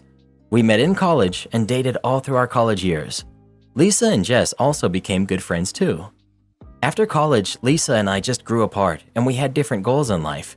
I became boring after college as I was working on my PhD while doing a full-time job. Lisa broke up with me as she wanted to party on weekends while I was home studying. I was heartbroken, but I don't think I ever blamed her or had resentment towards her, as I understood my decisions were selfish and should not hold her back from having the best life. Jess always stood by me and comforted me during that time. Jess and Lisa were good friends, and Jess always kept on telling me that Lisa loves me and will be back one day when I'm ready. I foolishly held on to that hope and stayed friends with Lisa. That was until I met my fiancé, Yang. After I finished my PhD, I got a nice job in a big tech company. Yang joined our team a year after me. We started going out for drinks and dinner, and we started dating seriously pretty soon. We're happy together and financially in a great place. Needless to say, I stopped talking to Lisa after I started dating Yang. I proposed to Yang a year after we started dating and got engaged last year. Jess has been acting weirdly since we got engaged. One of the first things she said to Yang after we got engaged was how I had planned the same thing for Lisa, proposing on a local hiking trail. It was a bit off-putting that she was bringing up Lisa, whom I broke up with almost 5 years ago on such a happy occasion. However, Yang asked me to not spoil my mood as she felt Jess was just commenting on how I had that plan in mind for years. Since then, every time we meet, Jess, without fail, brings up Lisa and how the things I'm doing are all the things that I had planned with Lisa. This happened when we bought a house, planned for vacations, etc. Jess always starts with some nostalgic story and then brings up how Lisa and I were so happy together. She's still good friends with Lisa and keeps giving me updates about Lisa and how great Lisa is doing at work when no one's asking for it. It felt like she was painting a rosy picture of Lisa to Yang and telling Yang that she would always be second to Lisa. Yang told me Jess's comments bothered her, and I also felt the same. I've brought this up with Jess many times and asked her not to do it. However, she says she will try, but since I dated Lisa for 7 years, she would be part of many stories from the past. Also, she asked me why talking about Lisa bothers me and if I still have feelings for her. I've reduced hanging out with Jess. However, she's close with my mom and is always invited to our family parties and holidays. I talked to my mom and sister about this, and they feel I'm overreacting. They feel Jess is just telling stories, and since the stories are mostly from college days and later, Jess will be a character in the story. They also feel I should not be bothered by Jess mentioning Lisa since we broke up a long time ago. I feel that it's disrespectful to Yang, as she doesn't need to hear all about the fun Lisa and I had when we were together, and how we were planning to get married. Do you think I'm in the wrong to stop here, or is Jess truly acting out of line? You need to cut off Jess. You should only have to ask her once to stop this. She doesn't care about you or your fiancé's feelings. Her past storytelling sounds like she's claiming her territory that she knew you first, longer, and better than Yang. No one needs a friend who is openly competitive with your future wife. Wild Karen demands to use my wheelchair in the antique store. Cast. We've got me, we've got Nils, an old man, though he doesn't speak, and we've got Harriet, Karen. My husband and I rent a display space in an antique/consignment store for our collective side hustles. I quilt and crochet. My husband sells custom die-cast cars and diorama supplies. Every few weeks we go in and restock our space. This store is very large and can be a bit of a maze, and the store has designated rest stops throughout the aisles. One is across from our space. The store does not provide mobility aids for customers, so it is a bring-your-own policy if you need a walker or a wheelchair. I'm a wheelchair user as I'm paralyzed. My husband and I were at the store restocking the space. My husband had just left to take one of our totes out to the van, leaving me in our space sorting through one of my tote bags. When I hear someone huffing behind me, I don't really pay too much attention to it, thinking that someone might have been taking a break at the rest stop. I was just finishing laying out my sets on the table in our space when the person at the rest stop decided to talk to me. Do you know if the store has wheelchairs for people to use? I look up from my task and I see an elderly couple across from our space. The old man is standing next to the bench, looking kind of annoyed, while the woman has flopped on the bench in an "I can't take another step" kind of way. I honestly was concerned that she might have been having a medical issue, as she was rather plump. "Are you okay?" I ask, about to tell her or her partner to use the phone above the bench to reach the staff desk for help. "This store is too big," Harriet exclaims. "I can't walk anymore." Me. "The store has a chair for medevac use. One of the employees can bring it out to you if you need help leaving." Harriet. "But we're not done shopping." Me. "I don't think they have wheelchairs to borrow. They've had issues with rowdy kids riding mobility scooters, so they don't provide them anymore. But if you use the phone above you, you can ask a staff member. Just dial 1 and it will connect you to the staff desk. There's a sign next to the phone that states this." Harriet seems to be thinking about her options, so I go on about my work. Nels wanders down the aisle, possibly looking for an escape route. Harriet. "What about the wheelchair you're sitting in?" Me. "This is my personal wheelchair. It doesn't belong to the store." "Can I borrow it?" What? Surely she's not asking to take my chair to go shopping. Harriet. "I want to use the wheelchair. You're young enough that you can stand to walk for a bit. I'll bring it back." Me. "Ma'am, I cannot stand at all. I've been a paraplegic since I was 12. This wheelchair is not store issued. It's my personal property and it cost a lot of money. If you call the staff, maybe they can let you use the medical chair, or maybe they know of one someone has in their space that you can buy. But I will not give you my chair and I cannot help you." At this point, I've rolled out of our space. I decided to head towards the vendor door and just leave. Rumor has it, Harriet is still sitting on the bench, waiting for someone to give her a wheelchair. Try to steal my legally rented parking spot? Enjoy getting fired. I'm a professional driver.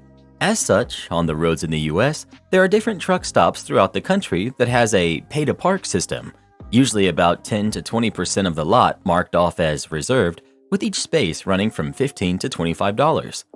The truck stop where this took place had parking for $17, which is relatively cheap for a guaranteed spot. The spots are reserved for 24 hours, starting at 4 p.m. local time and extending to 3 p.m. the following afternoon. I knew that I would have a late night delivery, so I came to the truck stop around 3:30 and paid for a reserved spot. I told the manager on duty that I had a delivery up the road that night and would be back once delivery was completed, but should still be able to clear out the spot by the next afternoon, today. She told me that this was okay and she would mark the spot as sold when I left.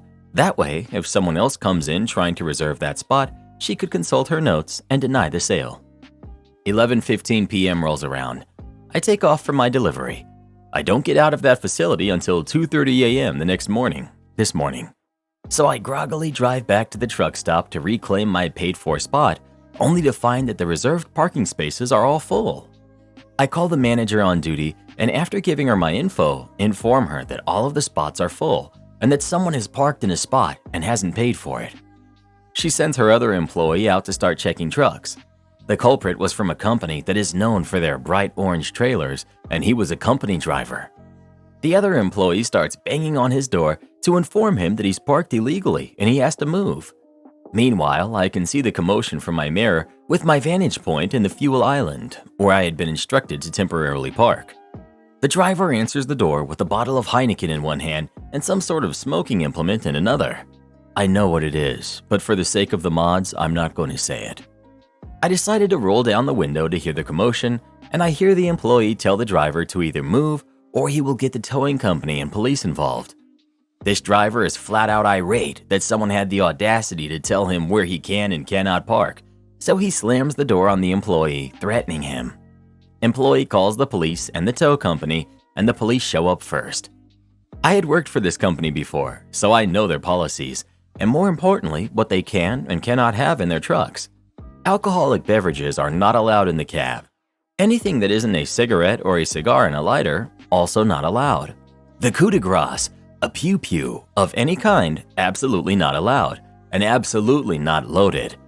This driver had all of that and some other not-so-legal substances in his cab, so he was hauled away in cuffs. His truck was hauled away on a wrecker. I made a call after the commotion died down to the company's safety director and informed them that their rig will be in an impound lot and their driver is going to jail over the not-so-legal stuff he had in his truck. She thanked me and said that he will definitely lose his job, especially over the alcohol and the other not-so-legal stuff. I guess he played the mess around and find out card, and it bit him in his career. Am I the jerk for interrupting my son's date so he could pick up his sister? I'm a single father, 43, to 2 kids, Max, who's 17, and Liza, who's 8. I usually have Liza in after-school clubs so that I'm able to pick her up after work. However, last evening I was given some work that had me working overtime. I did try my best to negotiate out of it, but my manager told me that the assignment was to be completed by that night, so I just did it. It was nearing towards 6 p.m., and I knew I wouldn't be able to make it to Liza, so I called Max and asked him to pick her up. He responded by saying that he couldn't because he was on a date with his girlfriend for their 6-month anniversary. I told him that I understood, but that I really needed him to get Liza and that I'd make it up to him for interrupting. He just angrily turned off the phone, and I thought that while he was mad, he had just decided to go pick her up. 30 minutes later, I receive a call from Liza's school on where I was because the school was close to closing down and no one was there. Luckily, one of Liza's friends' mothers said that they'd drop her off and it was all good. However, I don't really like it when Liza goes off with that particular friend. Not because of the friend, but because of the mother. She has this habit of asking math questions in the car that she knows Liza is unable to answer, and then criticizes her over it. It's all just very mean. I called Max and asked him where he was, and told him he was in big trouble when he got home. He just told me that he was busy and to leave him the heck alone. He came home at around 9 p.m., and I told him he was grounded and that he wasn't allowed to use the car for a good 3 weeks. At that, he got all mad and said that it wasn't his fault I was failing as a parent and unable to afford someone to collect Liza. Just want some insight on the situation. Was I being too harsh, and am I the jerk for interrupting his date? Edit. This is the 3rd time I've asked Max to pick up his sister in the span of a year and a half. Some people are asking why I don't have a nanny. Money is tight. Max and Liza's mother are not present in their lives, and no, I do not think of socializing myself with the parents at Liza's school. I'm at work most times, so I haven't found time outside of the yearly parent meetings. Please refrain from insulting my son. Not the jerk. You're not failing as a parent. You had to work overtime, not out drinking or messing around. Your son was in the wrong here for not helping, turning the phone off, and calling you out for it. But you two need to talk about this and discuss expectations. If you expect him to be part of the contingency plan, you need to be crystal clear on that, and what happens to car privileges when he doesn't. My sister completely loses it over my husband giving me an Easter basket. My husband and I do Easter baskets for one another, and this year he gave me mine early since I'll be gone. In the basket was the usual, dark chocolate bunny, Starburst jelly beans, and then some Swifty stuff from Etsy, a fidget toy, and really surprisingly, he got me 3 full bottles of perfume that were on my wish list. I was shocked because that's a big spend. I was over the moon and I took a pic and I posted it to Instagram stories. The next day, my sister came over. I'd left my basket on the table and she poked over it and took some jelly beans, and then she made a comment asking me if my husband had stepped out on me or something and was trying to make it up to me. I was like, no, of course not. Why would she say that? She asked why he'd go all out like this, and how it must be nice to have all this extra money to spend whenever someone around us is struggling. Oh, it must be nice to have such a picture-perfect marriage. I was really taken aback, and I asked her what her issue was. She was like, most women I know can't even get their husbands to fill a Christmas stocking for them, and you're out here bragging on yours and shoving it in everyone's faces. She said she was lucky if she got a card for her birthday. I told her to stop blaming me because she chose to marry a thoughtless man.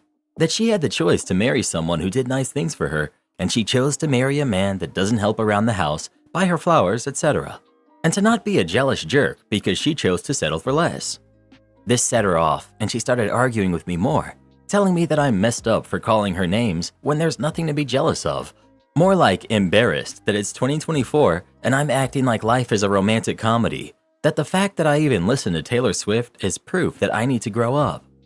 I told her to just get out, and I doubled down on her being a jerk. Now that I'm on the other side of the country for work, I feel like maybe I was over the top in calling her names. You're just jealous is the most annoying comeback in the world, and I used it on my own sister. She also typically texts me throughout her day, and she hasn't sent me anything since then, which means she's definitely still upset. Am I the jerk? Not the jerk. This made me laugh.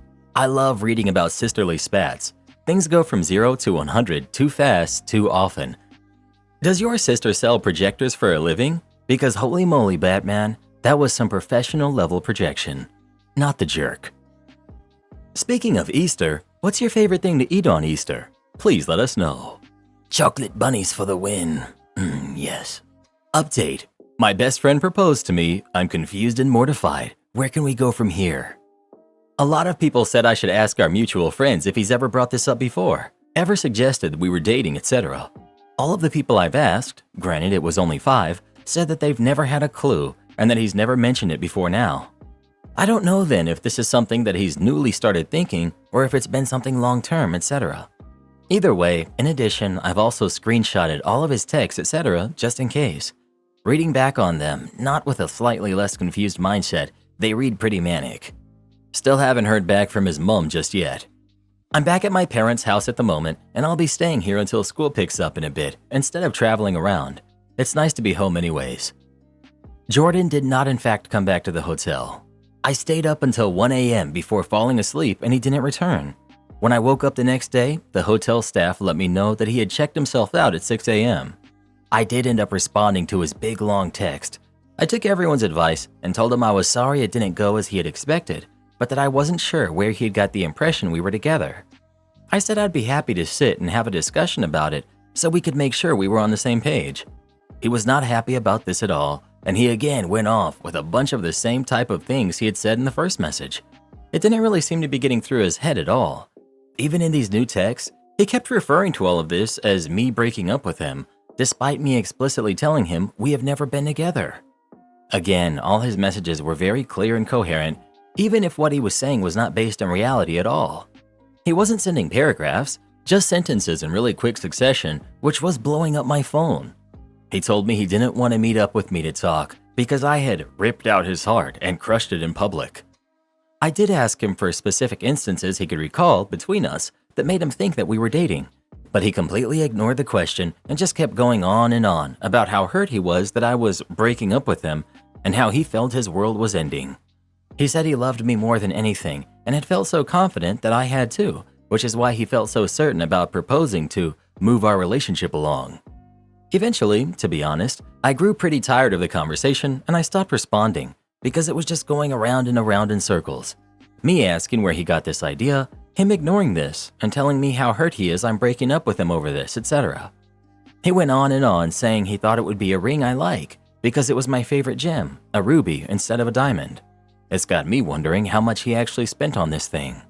I didn't look very clearly at the ring, so I couldn't tell if it was something super expensive or not, and that he had been working up the courage to do so for a while and figured doing it when I was at home would make it more special. For a while, he was just talking to himself in my text because I wasn't responding anymore. When I checked back about 20 minutes later, I had something like 60 messages from him. Granted, they were all one sentences. In the very end, he apologized and told me that it didn't matter anyway because I wouldn't be seeing him around anymore. Obviously, I was concerned, so I asked for clarification. He said that he was going to drop out of university and go back home because he couldn't deal with the shame. That's where our conversation ended. I didn't really know how to respond to that. As it stands now, I don't really know where Jordan is. I didn't ask him, which is my bad. I'm not sure if or when we will talk again. It feels like a lot is unanswered. I still don't know where he got the idea we were dating from. He hasn't even explained that. Am I the jerk for backing out of a girls' trip because I didn't want to cheat on my husband? I, 37 female, want to know if I was the jerk to back out of a girls' trip because I didn't want to cheat on my husband who's 56. I know cheating's bad, but my friend who's 40 is so upset with me that I'm starting to think I was in the wrong. My girlfriend and I met in a local mommy group and agreed to do playdates for our kids. I was a stay-at-home mom, and connecting with other moms was my way of having adult interaction with kids in tow. Let's call her Shay. Shay and I got close, and she had other female friends that she wanted to introduce me to.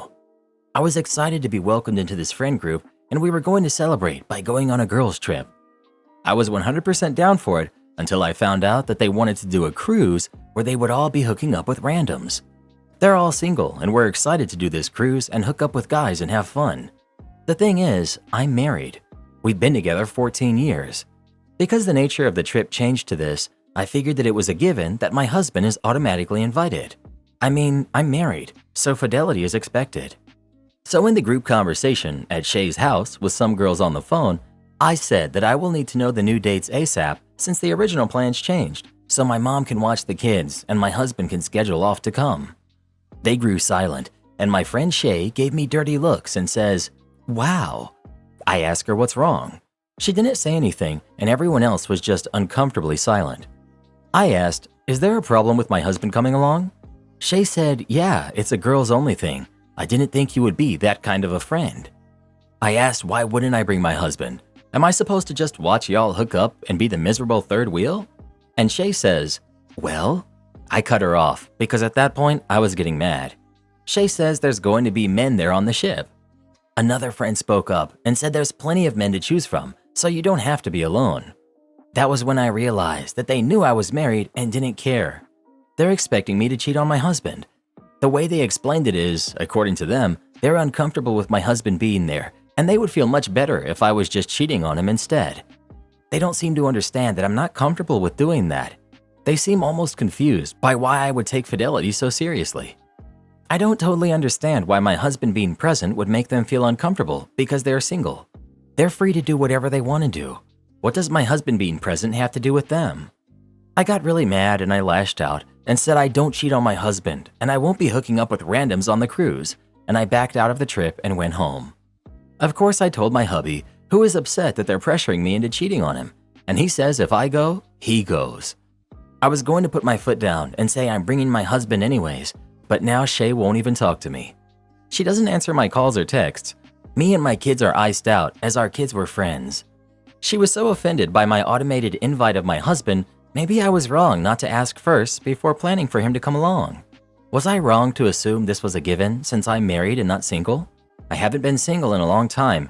Is this the norm now? Her ending our friendship makes me doubt I handled it well. Am I crazy, or is this expectation unreasonable? They seem like jerks. They're not your friends. Just stick to your values. Wow, there's so many garbage people out there. Miserable people don't tend to like happy people, and it's not rare for them to want to destroy that happiness. I think OP is missing that aspect. Her friends wanted to detonate her marriage, intentionally, probably because she's happily married and they aren't. You are not crazy. They're encouraging you to cheat on your husband. Be glad they're not talking because they are not good people.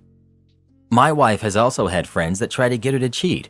She has had affairs on 3 separate occasions, but we've been able to move past them because I know her friends were putting her up to it. I don't try to control who she hangs out with, but I do ask her to inform her friends that cheating is not something that I'm comfortable with. I respect who she is as a person, and I know that we are a team. At the end of the day, friends are supposed to support your relationship and your happiness. I feel like most of my wife's friends want to see our marriage fall into crumbles, but I refuse to let that happen. 3 separate affairs and you're still with her? You really think the only reason she keeps cheating is because of her friends? You are a fool. Why do men in America go along with this kind of stuff? And you wonder why the rest of the world is laughing at you. Sad. I don't go along with her cheating. Every time it happens, I express my concerns and she understands. She validates my feelings and we find solutions. Since you want to bring the fact that I'm American into the conversation, have you ever considered that as a first world country, we have actually learned to talk about our feelings, express our concerns, and work together in relationships to solve problems? I love my wife for who she is, including her imperfections. I don't know what part of the world you are from, but I feel bad for you if you don't understand how important it is to work together and trust your partner, regardless of their previous mistakes. Please don't mind him. You sound like a wonderful husband. I've had a few slip-ups with my husband too, but he always forgives me because that's what love is about. I even told my husband on a few occasions that he could have a free pass because of my own slip-ups, but he told me that he has no desire to be with anyone else except for me because I mean the world to him. I really do love that man, but sometimes a girl just needs to have fun. Keep being the kind, loving husband that you are. Why were the dinosaurs the lucky ones who got the comet? We deserve it so much more. Am I the jerk for saying this is exactly why she never told you about him to my brother about his son? My nephew is 3 years old and we only found out about him a few months ago. Obviously, the last few months have been rough on all of us, but especially my brother, who I think was in shock and denial for the longest time. One of the big reasons his ex didn't tell my brother about their son was because she didn't want him to grow up spoiled and entitled like most of my family. My parents also really hated her and did a lot to try and get my brother to dump her. Example, my dad had her fired from her grad job, and I think he was the reason she couldn't get another job in that field, so she was scared of how they'd react if they knew. My nephew turned 3 right around the time we found out, so we weren't able to celebrate, and his ex would only accept one small gift from my brother for him, so my family are belatedly celebrating his birthday, and they're going all out. My brother has bought more toys than one kid needs, and is talking about taking him to Disney, even though there's no way in heck his ex would let him take him abroad. Anyway, we were talking about the party yesterday, and I told my brother we should tone it down, and he shouldn't give his son that many gifts in one go because it'll upset his ex, and most likely overwhelm my nephew, whose life has already been flipped upside down. I think for my nephew's sake, it would be best if we could work with his ex, because we're all going to be connected forever now, so there's no point fighting or holding on to grudges. My brother disagreed and said he wouldn't let his ex dictate his relationship with his son. I was going to explain why fighting with her wouldn't be good for my nephew, but our cousins were all siding with him and upset with me for defending her. They think I'm only siding with her because she was one of my best friends and I'm trying to be friends with her again. I do want her as a friend, but that's besides the point. I was irritated because they were ganging up on me, and in the heat of the moment I said, "This is exactly why she never told you about him," to my brother. He didn't say anything, but my cousins really went in on me. My brother has barely spoken to me since, and for some reason, our family is now convinced I knew about my nephew all along when I absolutely didn't. My brother is also being so nasty to his ex now when he wasn't before, and I think it's because he's taking his anger at me out on her. Am I the jerk? Not the jerk. You spoke the truth. Your brother feeling entitled that his ex doesn't get any say in how he interacts with their kid sounds like precisely why she concealed that info from him. The very first opportunity he had, he showed that he would not respect her boundaries. I'm also guessing that him being a jerk who doesn't respect her wishes is related to why they are exes. Most people don't want to become single parents with no involvement or support from the other parent without any reason. I hope she files for full custody. I bet she already regrets telling him. I feel bad for her. I have a feeling she might not have told him, to be honest.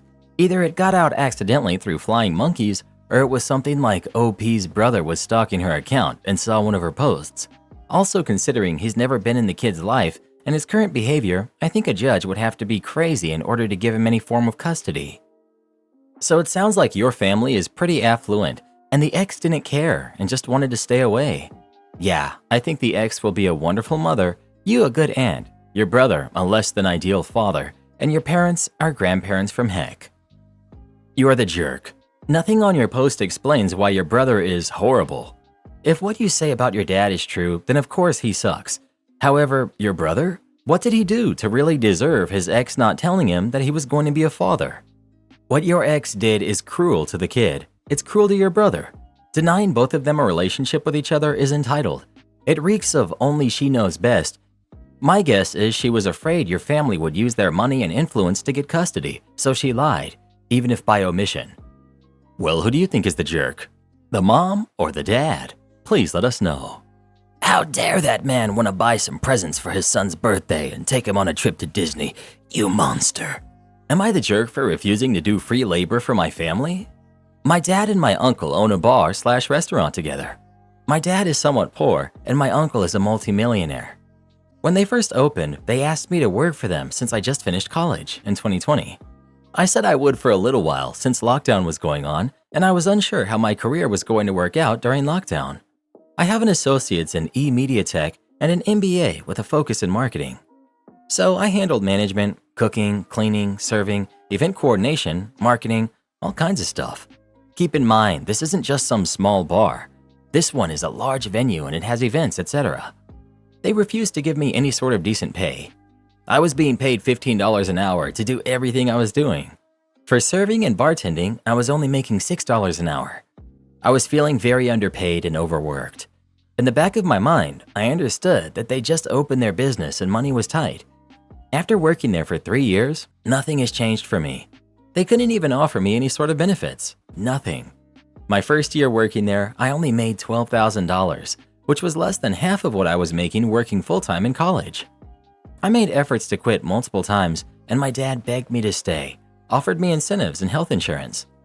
I ended up staying, but nothing was done about my benefits or my pay raise. It seemed like they were just breadcrumbing me all along. I finally had left, and now I'm working a very good job as a chief marketing officer for a large company. I've been doing part-time contract work while I was at the bar. I'm being compensated extremely well, making a salary of $150 an hour. They provide me full benefits and they don't overwork me. My dad and uncle have been asking me lately to do some stuff for them, like adjust the website and graphic design, income, and do photos and videos for large events. However, they told me they aren't able to pay me, and my rich uncle managed to say to me, "You shouldn't expect stuff from your family like that."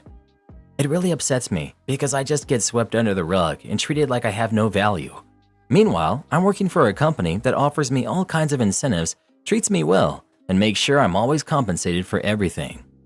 Not only can they not offer me anything, but my uncle has overly high expectations of the work I do for him. Like nothing is ever good enough, and when he needs something, it has to be done immediately.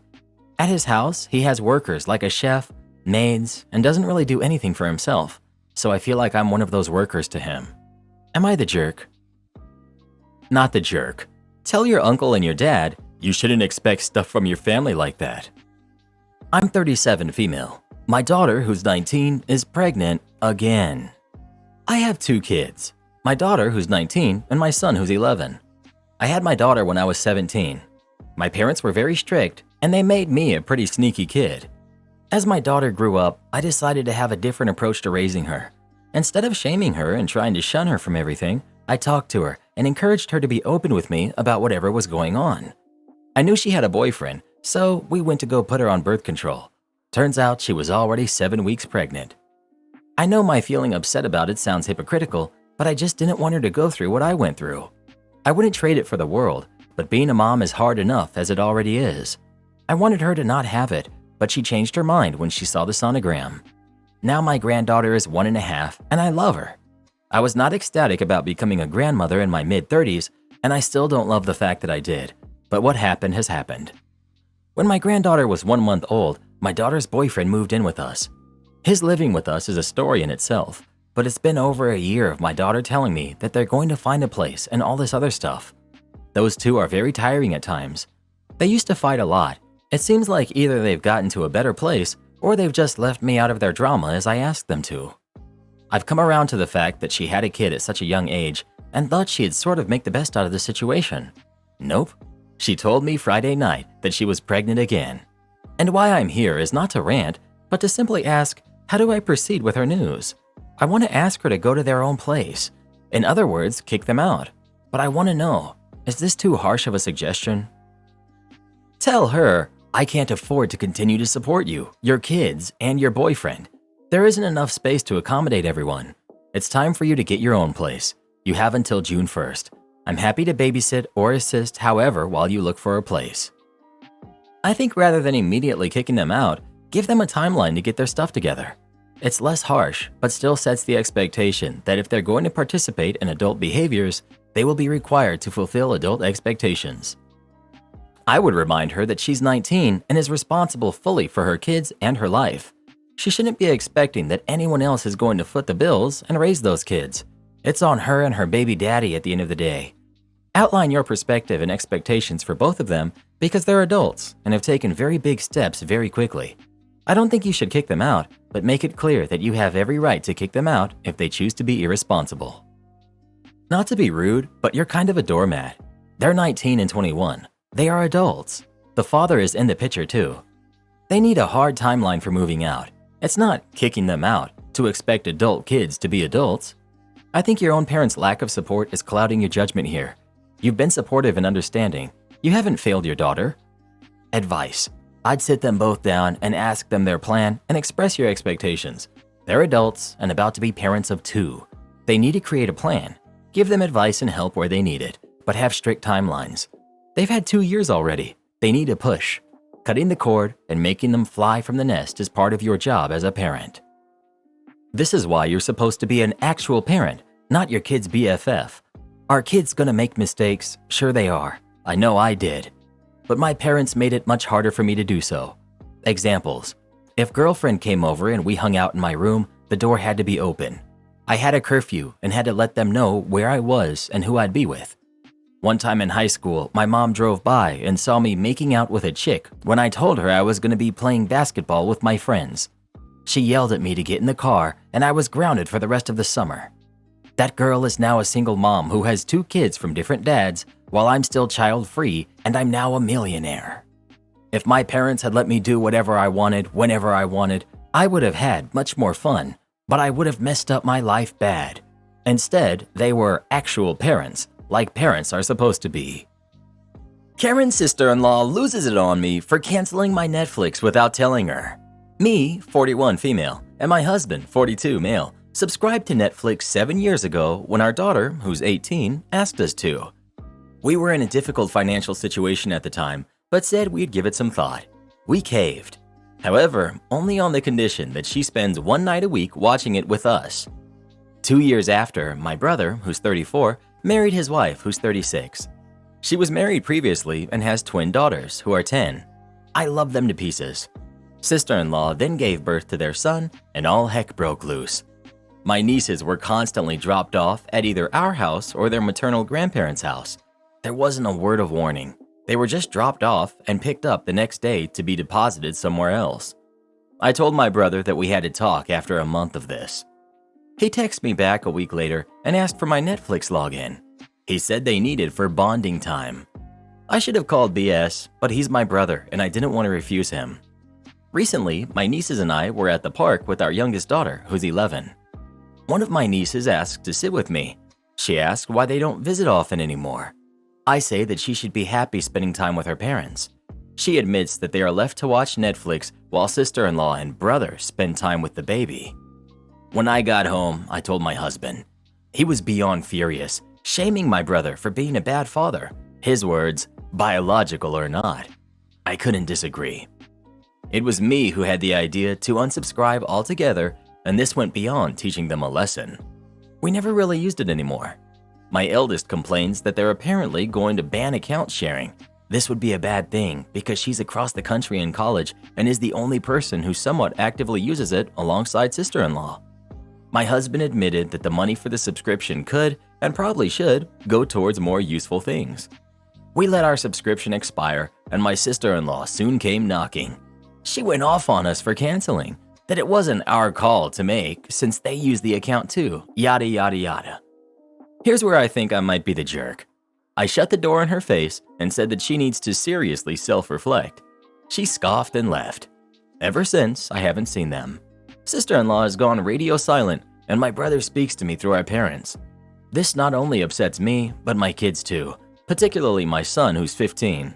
My brother promised to take him to a sport event this week, but has since canceled. Deep down, I know that I did the right thing. However, I frankly feel like crap seeing how miserable my kids are. Not only that, but my niece's relationship with him and sister-in-law is totally unsalvageable, according to my brother, in a Facebook post blaming me and my husband for his now difficult family life, which has led to a few nasty comments. I'm wondering if I should have just remained complicit. I'm tempted to resubscribe just for the sake of making things a little more peaceful, as per an ultimatum my sister-in-law and brother wagered. Am I the jerk? Not the jerk. I honestly don't even need to read this story to tell you you're not the jerk. Why should you have to warn someone who's mooching off you that you're going to cancel your subscription? She wants Netflix, she can pay for her own subscription. Am I the jerk for not including my niece in my daughter's birthday since her parents can't afford it? I'm 31, female. My daughter, who's 8, and my niece, who's also 8, were born 10 days apart. Due to this, ever since they were little, my sister-in-law, who's 29, has always pushed for them to have a shared birthday party. When the girls were younger, around 1 to 4, we used to do shared birthday parties.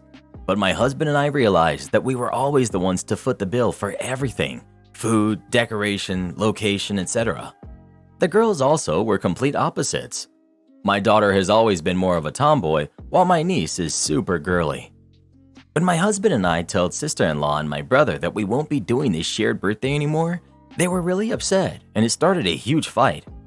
They said they can't afford to throw a nice birthday for my niece, but we can. So it makes sense that we pay for it since we're family. Yeah, not gonna fly with my husband and I. So we stuck by what we said, and ever since, the girls have had separate birthdays. My daughter and my husband love watching Formula One together, and she wanted to have a Formula One themed birthday this year. The weekend before the birthday, we had a family dinner at my parents' house. Sister-in-law, my brother, and niece were present. My parents were asking the girls if they were excited for their upcoming birthdays and if they were having parties this year. My daughter told my parents she's having a Formula One themed party this year. Sister-in-law answered for my niece and said they're not going to have a party for her because things were tight. The conversation was left there. Fast forward to this past weekend. Daughter's birthday was on Saturday. We had the party and it was going great. The whole family was invited as usual and everyone was having a great time until the cake. I'm in the kitchen with my mom, mother-in-law, sister-in-law, and a few other family friends talking. I pulled the cake out to get ready to bring it out for everyone. Sister-in-law takes a look at the cake and looks confused. Sister-in-law: "Is this the girl's birthday cake?" Me: "What do you mean, the girl's? The cake is for my daughter." Sister-in-law: "Well, I thought since I mentioned that things are tight this year, that you'd include niece's name in the birthday." Me: "I understand your situation, but how come you never once mentioned this to me?" "Well, I thought it would be common sense. Now my daughter isn't going to have any kind of celebration for her birthday this year because you and your husband are so selfish." She then stormed out of the kitchen, made a huge scene at the party outside, yelling to her husband and my niece that it's time to go, and they left. Since then, she's been messaging me and my husband nonstop, trying to make us feel guilty that my niece isn't going to have a birthday party and calling us all kinds of names. I feel bad that my niece isn't going to get a birthday party. Am I the jerk for not including her, even though they can't afford it?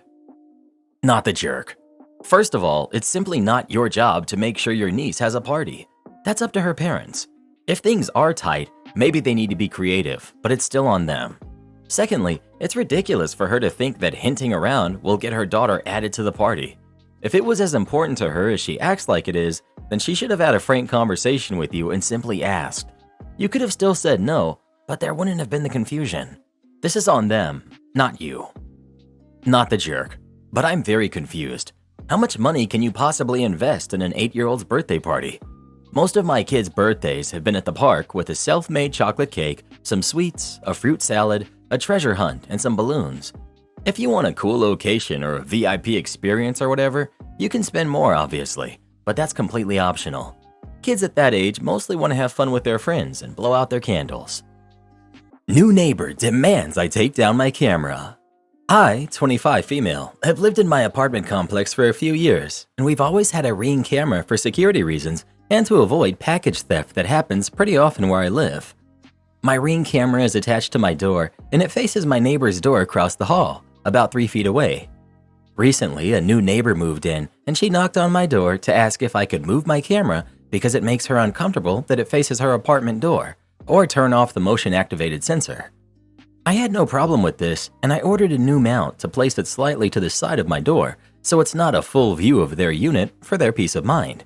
However, I think she assumed that I brushed her off because I didn't fix it the next day after she asked me to. As a result, she's been walking up to my camera multiple times a day, leaving somewhat threatening messages in my camera, like, "You don't want this to become a problem," or "Your liability is going to become my liability." And I don't even know what she means by that. But now I don't want to move my camera at all since she's trying to intimidate me and make me feel uncomfortable. Would I be the jerk if I don't move my camera anymore since she's trying to intimidate me? By the way, Ring cameras are not prohibited in my complex, and plenty of neighbors have them throughout the community. Speaking threats into a machine that's entire purpose is to record pictures and audio seems like a really good way to lose a lot of your money. Not the jerk. If you follow the laws of your country about Ring cameras, you're okay. Keep records of neighbors coming to your door and also their messages. If there is any damage or they escalate, you have the evidence to bring the police. I broke up with my boyfriend over the most ridiculous thing ever. So I, 24 female, have 2 TVs set up in my living room. With my ADHD, it's hard for me to focus on one thing, so I usually play a game on one TV and have a show or a movie playing on the other. And when my now ex-boyfriend, 26 male, who we'll call James, joins me for gaming, we each play on one of the TVs. Side note, James did not live with me. I'm a big fan of The Sims, and before anyone says anything in the comments, I know it's better on the PC, but I don't have the money for a PC that would support any games, let alone The Sims, so I play it on my PS4. Last night I was playing Sims 4 while James played Red Dead. Now, if anyone here isn't a player of The Sims, you should know that most people play the game mostly to torment their Sims or to give them the messiest lives possible. So I was playing as a Sim who has several baby daddies and multiple side pieces while trying to become famous and making enemies left and right. Honestly, pretty tame for most Sims players in my opinion. But James glances over at my TV and sees my Sim, Elise, romancing her latest conquest and says, "Isn't that a different guy than the one you were on a date with earlier?" Not thinking anything of it, I said, "Yeah, Elise has like 20 boyfriends and 3 fiancés." James lost his mind. He started shouting almost immediately, asking me why I would be playing as someone unfaithful. I pointed out to him that it's just a game, and I hadn't even been playing as a Sim of myself. Elise doesn't look anything like me. Though I fully believe this argument would have been insane even if the Sim looked exactly like me and had my name, because, it's not real. James said none of that mattered because I shouldn't be doing this in the game. He started calling me a cheater, insisting I must believe cheating isn't wrong if I play Sims like this instead of making faithful characters. I told him that was the dumbest thing I've ever heard because I'm terrible at de-escalating things clearly, and I pointed out that making loyal, nice Sims with good morals was boring because half the fun of the game is causing drama. Then I said it was ridiculous to assume I was doing any of the things I have my Sims doing because 1, I don't like drama in real life, 2, I'm a homebody and don't like interacting with people too often, so when would I be meeting all these people I'm cheating on him with? And 3, there's literally a man locked in Elise's basement who spends all of his time making paintings and selling them to fund her lifestyle, and if he's worried about me cheating because my Sims do it, he should be checking my basement for captives. He said I was trying to distract him from my cheating and insisted on going through my phone. I told him there was no point. I wasn't going to keep dating a man who would call me a cheater because of a video game, and I broke up with him. He yelled and shouted about this proving his point. My refusal to let him go through my phone obviously meant I was cheating. The entire time I packed up everything he had laying around my apartment. I got all his crap together, handed him the bag, told him to leave or I'd call the cops. I knew he would likely tell our mutual friends that we had broken up because I had cheated, but my mama raised a petty jerk. So as soon as he left, I sent a mass text to all of our friends, my family, and his sister. I don't have his mom's number, but his sister is a gossip, so she'll tell her. This is what I told them. Hey everyone, I just wanted to make you all aware that James and I are no longer together. James decided that me having a Sim in The Sims 4 that had multiple boyfriends meant that I must be cheating on him, which I'm not. Feel free to reach out through text, but I'm understandably emotional right now, so I might take a day or two to respond. I sent it before he made it home and got a chance to spin the story to fit his version, and so far the only people who've reached out, they all think it's just as ridiculous as I do. I blocked James, and so far no one has said anything about his reaction to this, but I'm sure he'll be upset. Our friends all seem to think he's insecure and acted like a kid. Update. People wanted to know about the reactions to my text, so I figured I'd tell you all about the most important ones. One of my brothers showed up as soon as I responded to his text to let him know when I was ready to see anyone. He had a bag with him, and other than for work, he hasn't left yet. It's because in his words, "Dude's out here acting like a full-blown psycho over a video game, and you live alone." So he's been sleeping on my couch. My mom, she said, and I quote, "I told you to never trust a man who has a roommate at 26. Jake's sister sent me a message telling me she ripped Jake a new one for his crazy behavior. She also said she was sad to admit I'd made the right choice because he didn't deserve me after that, but that I was her favorite girl he had ever dated. Then she asked for her permission to give her mom my phone number because she told her mom what happened and she wanted to speak to me. Jake's mom, I've only met her twice, but she called me to tell me she was so sorry her son had acted that way and that she hadn't raised him to behave like this. She said she was really upset with him for messing it up with me since I was her favorite girl her son had ever brought home. Once I started reading the messages I'd gotten during my me time, I found one from Jake's roommate and best friend, Paul. He messaged the night of the breakup, letting me know that he had gathered everything around their apartment he thought might be mine, and to let him know when I was ready and he'd meet with me to return my things. Jake hasn't even tried to contact me that I'm aware of.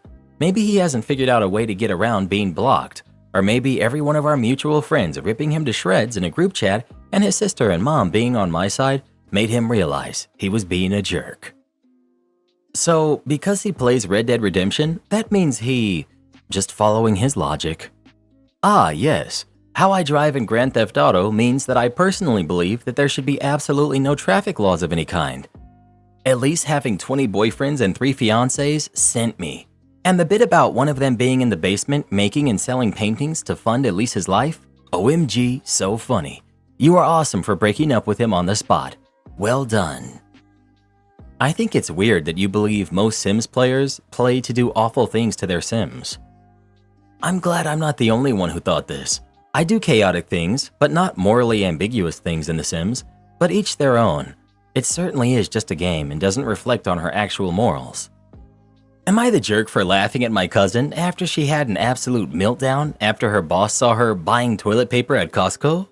Yesterday I tagged along with my cousin on her trip to Costco. She's always been very high-strung, but for the most part we were having a nice time. As we were in the checkout line, a very pleasant man in his 50s or 60s says hello. My cousin introduced him as the man who owns the company she works for. I sort of stood by as they had normal small talk, and he even complimented her on helping out with a huge sale, even though she's not in sales, and he told her they were still working out what the bonus was going to be, but it was going to be more than they initially thought. It seemed like a great interaction to have with a boss when you see them out in public. Shortly after he left, she started almost hyperventilating, saying, oh my gosh, I can't believe what just happened." I had no idea what she was talking about, and then she started saying, "We have to leave. We have to get out of here. That was horrible." I said, "I have $300 worth of groceries. I can't just leave." She actually walked away and sat down in the food court, and I was still so lost. But her leaving caused an even bigger scene because I had to go find her because they needed to scan her membership card. She was in absolute hysterics at this point, and even the cashier asked if she was okay and if they could get her some water. We paid and walked out, and she appeared to be so physically weak, I told her to lay down in the back seat and I would load everything and drive. As I was driving, I finally asked her what was going on, and she screamed at me, "My boss just saw me buying toilet paper. Do you know how humiliating that is?" I actually thought I misheard her, so I said, "Wait, this whole thing is over toilet paper?" She screamed, "Yes, I'm probably going to be fired." I asked her if she seriously thought she was going to get fired for buying toilet paper. She said yes, that she can't let anyone at work know her private life. I told her I doubt he even noticed, and I also doubt he thinks about her bathroom habits, but he also probably assumes that she uses toilet paper like everyone else does. Then she screamed back, "Your job is so easy. You couldn't possibly understand how much pressure I'm under at work. I'm going to lose it." At this point, I lost it and started laughing harder than I knew was possible. Not only was it ridiculous, but I felt like she was attacking me, and instead of going back and forth, I felt finding the humor was the way to go. She said, "You're actually laughing at me? You're such a jerk. I do you a huge favor and you're laughing at me?" She got to my house and dropped me off and sped off with my groceries. I called my aunt to at least make sure they got put in the fridge, but my aunt said my cousin overreacted, but I'll probably need to apologize to be able to get my stuff. Am I the jerk? Not the jerk. But with that said, your cousin needs therapy. That is a level of anxiety that needs professional help. For her own sake, that has got to be an awful way to live. Am I the jerk for not paying for the things that my toddler destroyed? I, 36 female, have a 2.5-year-old son. He's energetic and curious, as every kid is supposed to be. Meltdowns are age appropriate, but he usually doesn't have them unless he misses sleep or he's sick. I make sure to let him release his energy on playgrounds, etc. every day so that he doesn't climb on furniture. Our parenting style is similar to that of the British show called Super Nanny.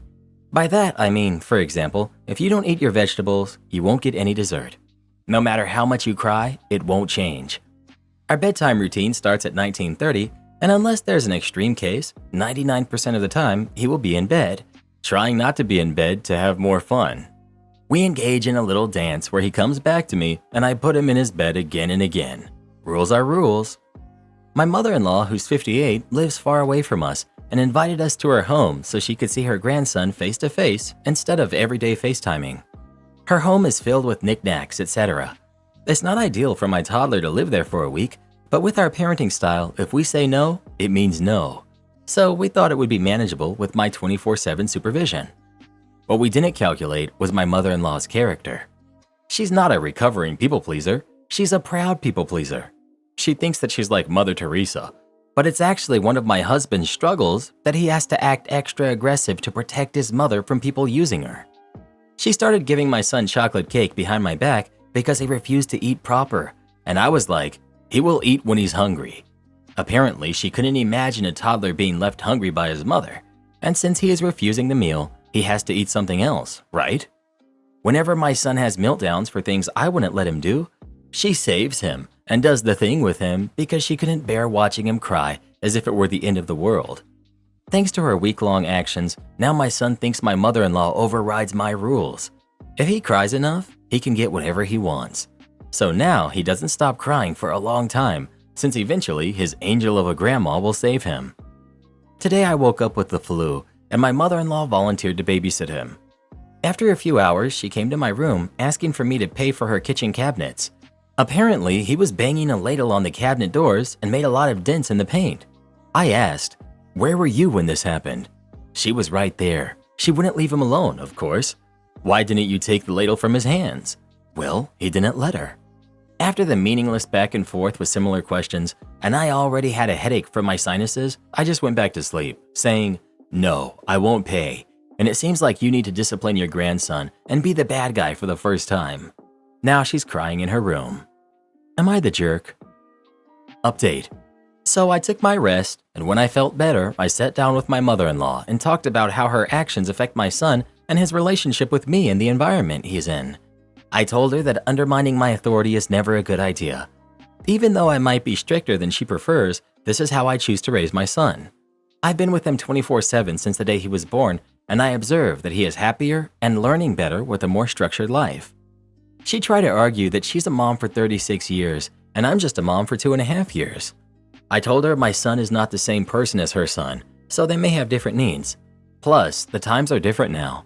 We grew up playing on the streets with our big cousins taking care of us when a car barely passed by. Every neighbor knew us, and there was a "it takes the village" situation going on. On the other hand, my son doesn't have that "let him be free, they grow themselves" kind of luxury. Well, since in her head, she's the best and nicest person around, she still tried to argue that whatever she did was good for her grandson. It took for me to threaten her with letting my husband know about this and let him decide what to do going forward. Then she accepted to act according to my wishes. There were a lot of comments in my previous post about what my husband does meanwhile. Well, he travels for work. He just spent the first day with us, then hopped cities for a week, auditing the franchising locations he's working for. And when the week ended, he came to take us to our hometown, which was yesterday. I try not to share every small disagreement with my husband, as he is always quick to action instead of thinking it through. While we have the same principles about life and we agree about almost everything, I think his execution of our same ideas needs some more grace in my opinion. That was why my mother-in-law was afraid of his reaction to the situation. She knows for a fact he may decide not to show her grandson to her at all. Am I the jerk for wearing a gold dress to a wedding? I'm 30 female. My best friend Dan, who's 30 male, got married to Lauren, who's 27 yesterday. Me and Dan have been best friends since high school, and despite always being platonic with no romantic interests on either side, his now wife Lauren has always disliked me. In their 3 years of dating, I've not been allowed to see Dan alone because she feels that it's suspicious that I want to hang out with him. Honestly, I just missed my friend. Despite me being happily married, she's always kept me at arm's length. I always figured this was because she's from a very conservative family. Dan has spoken to her multiple times, and after that she'll back off for a bit before reverting to complaining about him being friends with me again. It's not ideal, but she makes Dan happy, so I made my peace with it. That brings us to the wedding.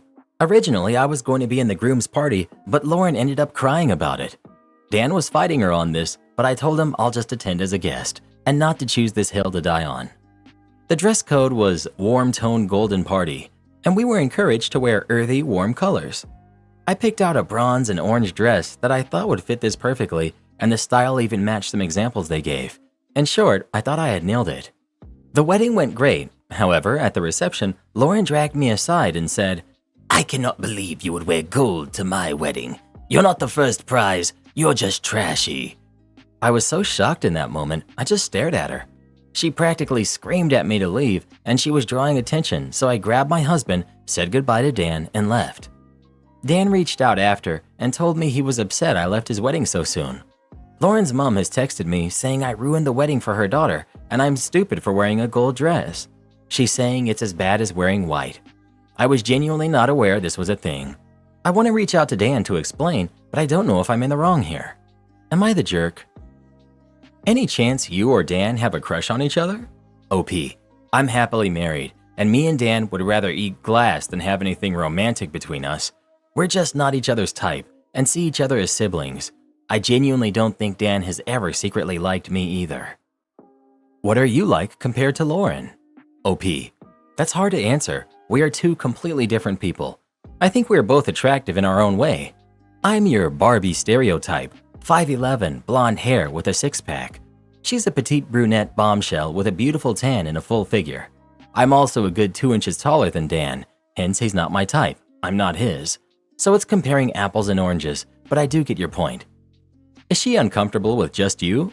OP, not just me, but any woman. She doesn't believe in platonic friendships with the opposite gender. Why does Lauren's mom have your number? Can't you just forward that message to Dan? OP, my guess is that she got it from the group chat. Update. Many of you have asked if the dress that I wore stood out, and honestly, I know I'm biased in saying this, but I genuinely don't think so. Another girl was wearing the exact same dress, but in a dark red, which we had a laugh about. Slip dresses are a pretty common wedding guest dress where I am, and it was the type of dress that was recommended by the bride. I think many of you were right in saying that it was never about the dress, but how I looked wearing it. My parents confessed last Christmas that my sister was the product of my mother's affair. I, 19 male, was always treated as the golden child of the family. Lavish birthdays, lavish gifts, lavish everything. I liked the attention initially when I was a kid, but as I grew older, I grew more and more sympathetic to how my parents treated my sister, who's 18. I never understood it. It wasn't that they treated her badly, it's just that she was a complete afterthought, and as I grew older, that hurt me a lot. I started working part-time jobs at 14 and started saving up money to get her birthday gifts and other gifts. It wasn't much, but it had thought and effort, something which my parents lacked. It was pretty obvious that my parents were the biggest cause of my sister's self-esteem issues. They always talked about how smart I was, how I was destined for big things, and they bragged about it to other friends and extended family, but they hardly ever praised my sister.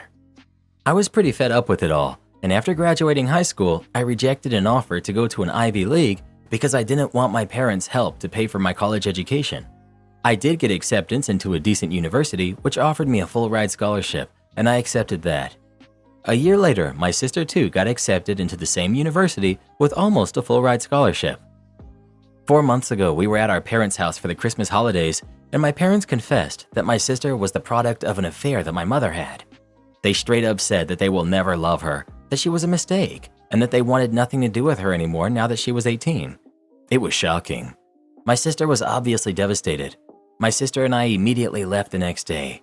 Before leaving, I told my parents that they were done to me, and I wanted nothing to do with them anymore. I seriously can't stand them, and I'm not sure why my mom was even crying. Anyways, it's been 3 months. My sister and I have both taken a break in college for a semester. My sister is struggling, but we've moved in together and it's gotten better the last couple of weeks, and she has also started therapy last week. I will never contact my parents ever again in spite of all they've done for me. I'm dead set on that. But I wonder, am I the jerk? Not the jerk. Good on you for not leaving your sister to fend for herself. She was not the person who cheated. Your parents are horrible in my opinion. Good luck, OP. Hope you and your sister do really well in life and share not a moment or a penny with those jerks who would do that to you. Not the jerk. You're doing the right thing. They decided to blame and punish the only innocent person in the situation. They suck. My daughter ended my relationship with my girlfriend. How do I handle this? I'm 42 male. My girlfriend Liz is 35. I debated whether to write this post because I'm concerned my daughter might see it, but I'm at a loss for what to do here. I lost my wife, Kate, 6 years ago when my daughter, Sally, was 10.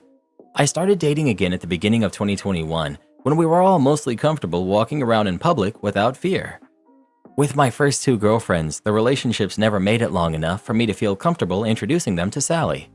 I started dating my now ex-girlfriend, Liz, in November. She met my daughter last month, and as I sort of expected, she wasn't too friendly with Liz. She wasn't flat out rude, but she was definitely cold towards her. Liz never pushed in either way. She tried making small talk about books, music, movies, anything, but my daughter wouldn't give her any more than single-word answers. We knew it would take time for her to get used to the idea of me dating again. I understand that. A couple of weeks ago, Liz came by after work so we could have dinner, and she was excited to show me an old yearbook she found from when she was in high school. We looked at it, made fun of people's hair, etc.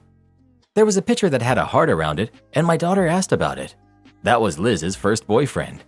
You could obviously tell that was drawn on ages ago. 2 days ago, Sally comes to me telling me she saw Liz cheating on me with some random dude. At no point did I believe my daughter about this. She said she saw her kissing and hugging some guy at the park, and it was just obviously not true. Just the fact that she said she saw her at the park was enough to know she was lying. Liz has seasonal allergies. You couldn't pay her to go to a park in spring. I feel like she wasn't even really trying to convince me. Maybe she was just trying to start a fight. I don't know how to explain it.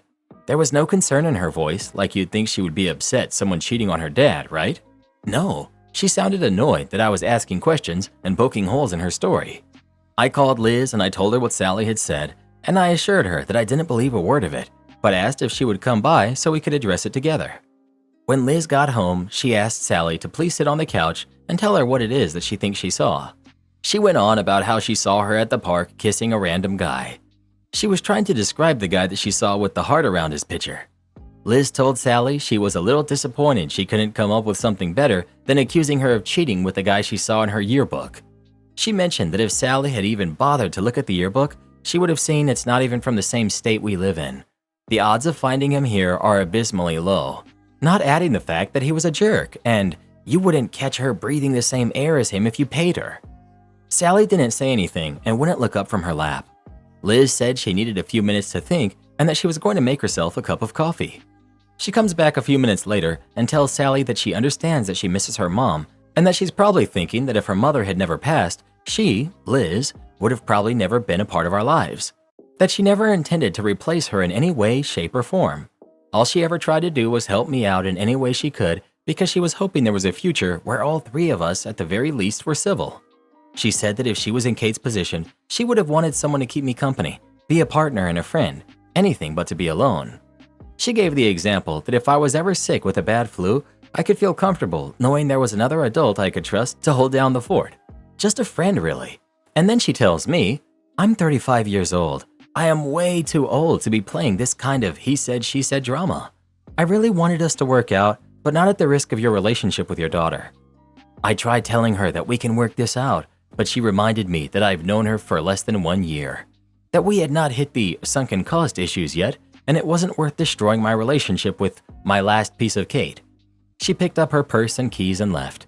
She won't answer when I call her, and the few times I've texted her, she either leaves me on red or gives me a flat no when I asked if we could meet and talk about this. I was left speechless. I still can't even look at my daughter. I understand she's struggling, but I feel 16 is old enough to know better. I changed the password to the Wi-Fi. We live in a rural area. Without the Wi-Fi, she might as well not even have electricity. What do I do? How do I handle this? My suggestion would be to get your daughter some therapy. And regarding your dating life, you should probably keep things separate until your daughter is off to college. As for the lady you were seeing, I would just let her go. She's not ready for your situation, and not many would be. Also, sorry for your loss. Your daughter didn't end the relationship. Your girlfriend did. Your daughter doesn't like her, and that's okay. This was one incident that settled things in Liz's mind. If she stayed with you, it would destroy your relationship with your daughter. That's what Liz thinks, and she could be right. Because you went and punished your daughter because an adult woman doesn't want to date you anymore. I guess your relationship with your daughter doesn't matter to you, or you would have tried to understand her feelings, do some research, and prepare her for your dating, again. Go to therapy. Liz was kind, the next one might not be. And I suspect that you'll kick out Sally if your next girlfriend gets treated the same as Liz and makes a different decision. You need to work on your relationship with Sally. She should matter the most to you, and part of your job is to make her an adult that isn't afraid of losing her father's love when another woman comes on the scene. She doesn't want to date him anymore because of the crap his daughter pulled about her. He's punishing her for lying. Your take is crap. Liz broke out because she doesn't want to bear all this drama if she stays, honestly. She doesn't want all the stress. The source of the drama is the daughter. So she is the person who needs to be held accountable, not be patted on the head. No, the source is Dad. Don't take it out on her and let her have the Wi-Fi again. She probably needs therapy or at least assistance from friends, which she can't even contact depending on how rural you live. Make sure not to leave her out. She needs you more than you think. Dude, you need to get a grip. Your priority should be your daughter, unless you want her to stop talking to you when she turns 18. Liz did you the favor of a lifetime. She's 100% right that you need to repair your relationship with your daughter before bringing anyone else into your lives.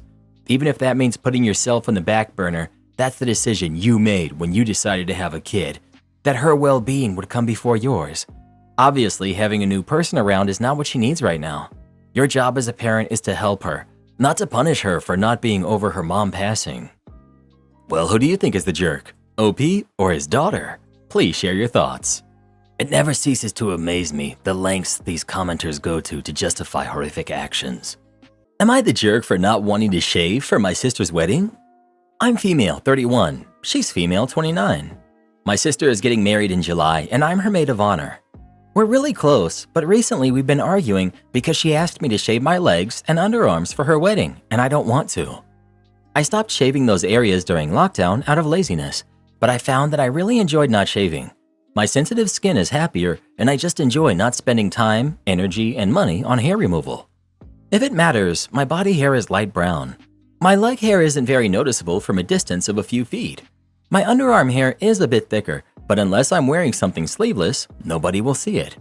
And here's the thing, the dress I'm wearing for the wedding is floor length and it has short sleeves. My sister is concerned because the skirt has a slit and the sleeves are kind of fluttery. So there's a possibility that someone might see my body hair while I'm dancing or something. And my thoughts are, so what if they do? It won't be visible in photos and nobody's gonna care if they happen to catch a glimpse. Not the jerk. It's hair. It's not like we all don't have it. My family had 6 weeks notice of my wedding day and my 2 sisters were bridesmaids. My eldest out of the 2 decided to take hair clippers to her hair and off it came, 2 days before we gave everyone the date. She told me that she would understand if I decided not to have her as my bridesmaid due to her new hairstyle, and I said it didn't matter. If she was happy, then I was happy. Plus, she rocked it anyway. Not the jerk. It's your choice, and no is a full sentence. She accepts it and moves on. That would be my vote, whatever you were wearing. Yeah, people need to chill with these wedding demands. Body hair is normal. It won't affect the wedding, and it especially won't affect the wedding in a dress that makes it pretty much impossible to see. Not the jerk for sure. Not the jerk. It's ridiculous how many people think telling someone what to do with their body is okay. And for a wedding, no less. You're the jerk. Ugh, this is why I can't stand Reddit. You people are so desperate to rally for a cause. Look, I'm a woman, and I care about our issues just as much as anyone else does. But my opinion is that you just need to make this small sacrifice for your sister. I think you're the jerk. And I could ask any of the women I know, and they would all say the exact same thing. The problem with Reddit is that most of the people here are disconnected from the real world and are always going to give you a warped perspective. I hope your sister disinvites you. Believe it or not, nobody at that wedding wants to see the afros you've got growing under your arms. Am I the jerk for leaving for the weekend after my wife agreed to host Easter at our house without consulting me? My wife, who's 38, and I, 39 male, have been married for 12 years and we have 3 kids who are 11, 8, and 6. We live reasonably close to family on both of our sides. Our house isn't huge by any means, but it's big enough for our family. However, no one else on my wife's side of the family lives in a house. Her siblings all either rent homes with roommates or they live in apartments. Her parents downsized into a smaller townhome about 5 years ago. As a result, anytime her family wants to get together for a holiday or a special occasion, we're the ones who end up hosting. It's not even a discussion with her family anymore. Everyone just assumes that we're going to be the ones to host. We at least rotate major holidays between my family and hers, But my siblings and parents can also host gatherings, so hosting duties are spread out among all of us. But every Thanksgiving, Christmas, 4th of July, Easter, etc. that we spend with her family, we host. And her family are not the best guests. They will bring food if we ask, but anytime there is cleanup or other help, they are nowhere to be found. I've expressed my dislike of this arrangement to my wife numerous times. She's insisted that I not say anything to her family about it and to let her handle it. However, nothing has ever changed. We hosted Christmas for her family this year, and it sucked. People showed up late, forgot the food they were supposed to bring, no one helped with cleaning, people let their kids make messes, etc. Same old story as every other time. After that, I told my wife I was done. I told her I don't want to host her family until someone else on her family steps up and hosts something, or we book some other venue and all chip in to pay for it. She promised to talk to her family about it and figure something out for the next holiday. For Easter this year, we were supposed to just have it be our family, no extended family. But a couple of weeks ago, my wife met up with her mom and sister for lunch. When she got home, she informed me that she talked to them about how hard hosting Christmas was. She said her mom and sister agreed that they would do better and offered to prove it to us on Easter, and my wife agreed. We got into a huge fight over it. I told my wife that she is on her own for this one. I told her that I would be spending the entirety of Easter weekend with my family, and I'll take any of the kids with me that want to go. But I'm not going to be helping with any of the hosting duties whatsoever. She thinks I'm overreacting and that I need to give her family this final chance because her mom and sister seemed really sincere during their talk. I told her I don't care what they say. I'm not going to be involved at all because I won't be able to hold my tongue this time, and I don't want it to come to that. She's not happy with me at all, but I don't really care. To top it off, all 3 of our kids want to come spend the weekend with me instead of staying home. Not the jerk. I don't think your wife is being firm enough with her family, and even if she's trying to negotiate some improvements out of them, it was out of line for her to agree to it without talking to you first. It sounds like she's taking you for granted. This might be her handling it, but it feels a bit too little and too late to expect you to host yet again just to give her family another chance, especially when she's committed without talking to you. And without knowing the family, I can't say I have a lot of faith any improvements they demonstrate this weekend will stick. The answer is that you guys should not have to solely face hosting duties. In fact, you should not be hosting at all unless you're both bought in. End of story. My boyfriend proposed, and now I don't want to marry him anymore. 2 days ago, my boyfriend proposed to me at a McDonald's near our house. He got on his knees in the middle of us eating and asked if I wanted to marry him with a silver ring. Some people were looking at me with happy faces, and others with looks of pity and disgust. This is how I felt in that moment. I didn't say anything. I literally just sobbed and nodded my head because I didn't want to embarrass him. The reason I'm mad over his way of proposal was because, 1, we don't talk about him proposing every day, but we probably talk about it twice a month, with him usually bringing it up. I told him I wanted my mom, dad, and my sister to be there if it was possible, and for it to be in a romantic setting. 2, I hate silver jewelry. I'm a gold girl, and he knows it. I told him I would never want a silver ring, and if he does buy me any jewelry, it's gold. I feel like if you're asking someone to spend their life with you, then it should be more thought out and planned. I don't think this is the type of person I want to marry, but I don't know. I've been trying to convince myself since yesterday that maybe I hyped up the proposal in my head too much, that whatever he did would not have topped it off. I think anything but that would have been better. Update. Just to answer a few questions I keep seeing. Why did I want a gold ring? I wanted a gold banded ring because I only own gold jewelry. I never said it had to be expensive. I literally would have been happy with a simple ring with a gold band. I was more mad at the fact that he knows how much I love gold and has bought gold jewelry for me before. We make jokes about how much I hate silver jewelry. How old are you guys? I'm 28 and he's 32. Do you not love him anymore? I love him the same amount still. We've been together for 7 years, and I don't think you can ever stop loving someone that quickly. If you loved him, you would accept any proposal. Well, if someone purposefully asks you what you want your proposal to be like, and then they don't make it anything near it, I wouldn't be mad if he did it at the park, the diner where we usually go out to eat with our family, etc. I wanted the place to have more meaning and to be more romantic. Also, for the people who think romance equals fancy, you guys are wrong. Now to the people wondering if I ever said anything about it. I did. We had a long conversation, and he said that he'd rather just get it done quick than pushing our whole lives to do it. It obviously hurt my feelings that he'd want to get something done quickly that has to do with him asking to be in my life forever. He apologized and then said he'd propose in a different way. I didn't really know what to say because it felt like I was asking him to propose instead of him wanting to do it. We're not broken up, but we are also not engaged. We are in a weird place right now because I feel like a proposal is a big thing and he messed it up by trying to rush it. Another thing is that he's literally my dream man. He takes me out to dinner every Friday, buys me things without me having to ask, and takes me out on trips spontaneously. This whole thing just threw me off all the way, which is where a lot of this anger and sadness is coming from. I didn't want this post to seem like I hated him. Sorry if that's what you thought. This sounds like a man who wants to break up but doesn't want to be the bad guy. I'm not joking or being sarcastic. Maybe it's just me, but it seems like he went out of his way to propose to you exactly how you didn't want. Like he spent time to think of and plan it so that it's exactly how you'd hate it. Is he trying to get you to break up with him? Because this is so wrong, it feels like he did it on purpose. Am I the jerk for telling my sister a house built on another woman's tears will never last? I, 24 female, found out a few weeks ago my long-term partner, male 24, had hooked up with my sister twice while I was pregnant.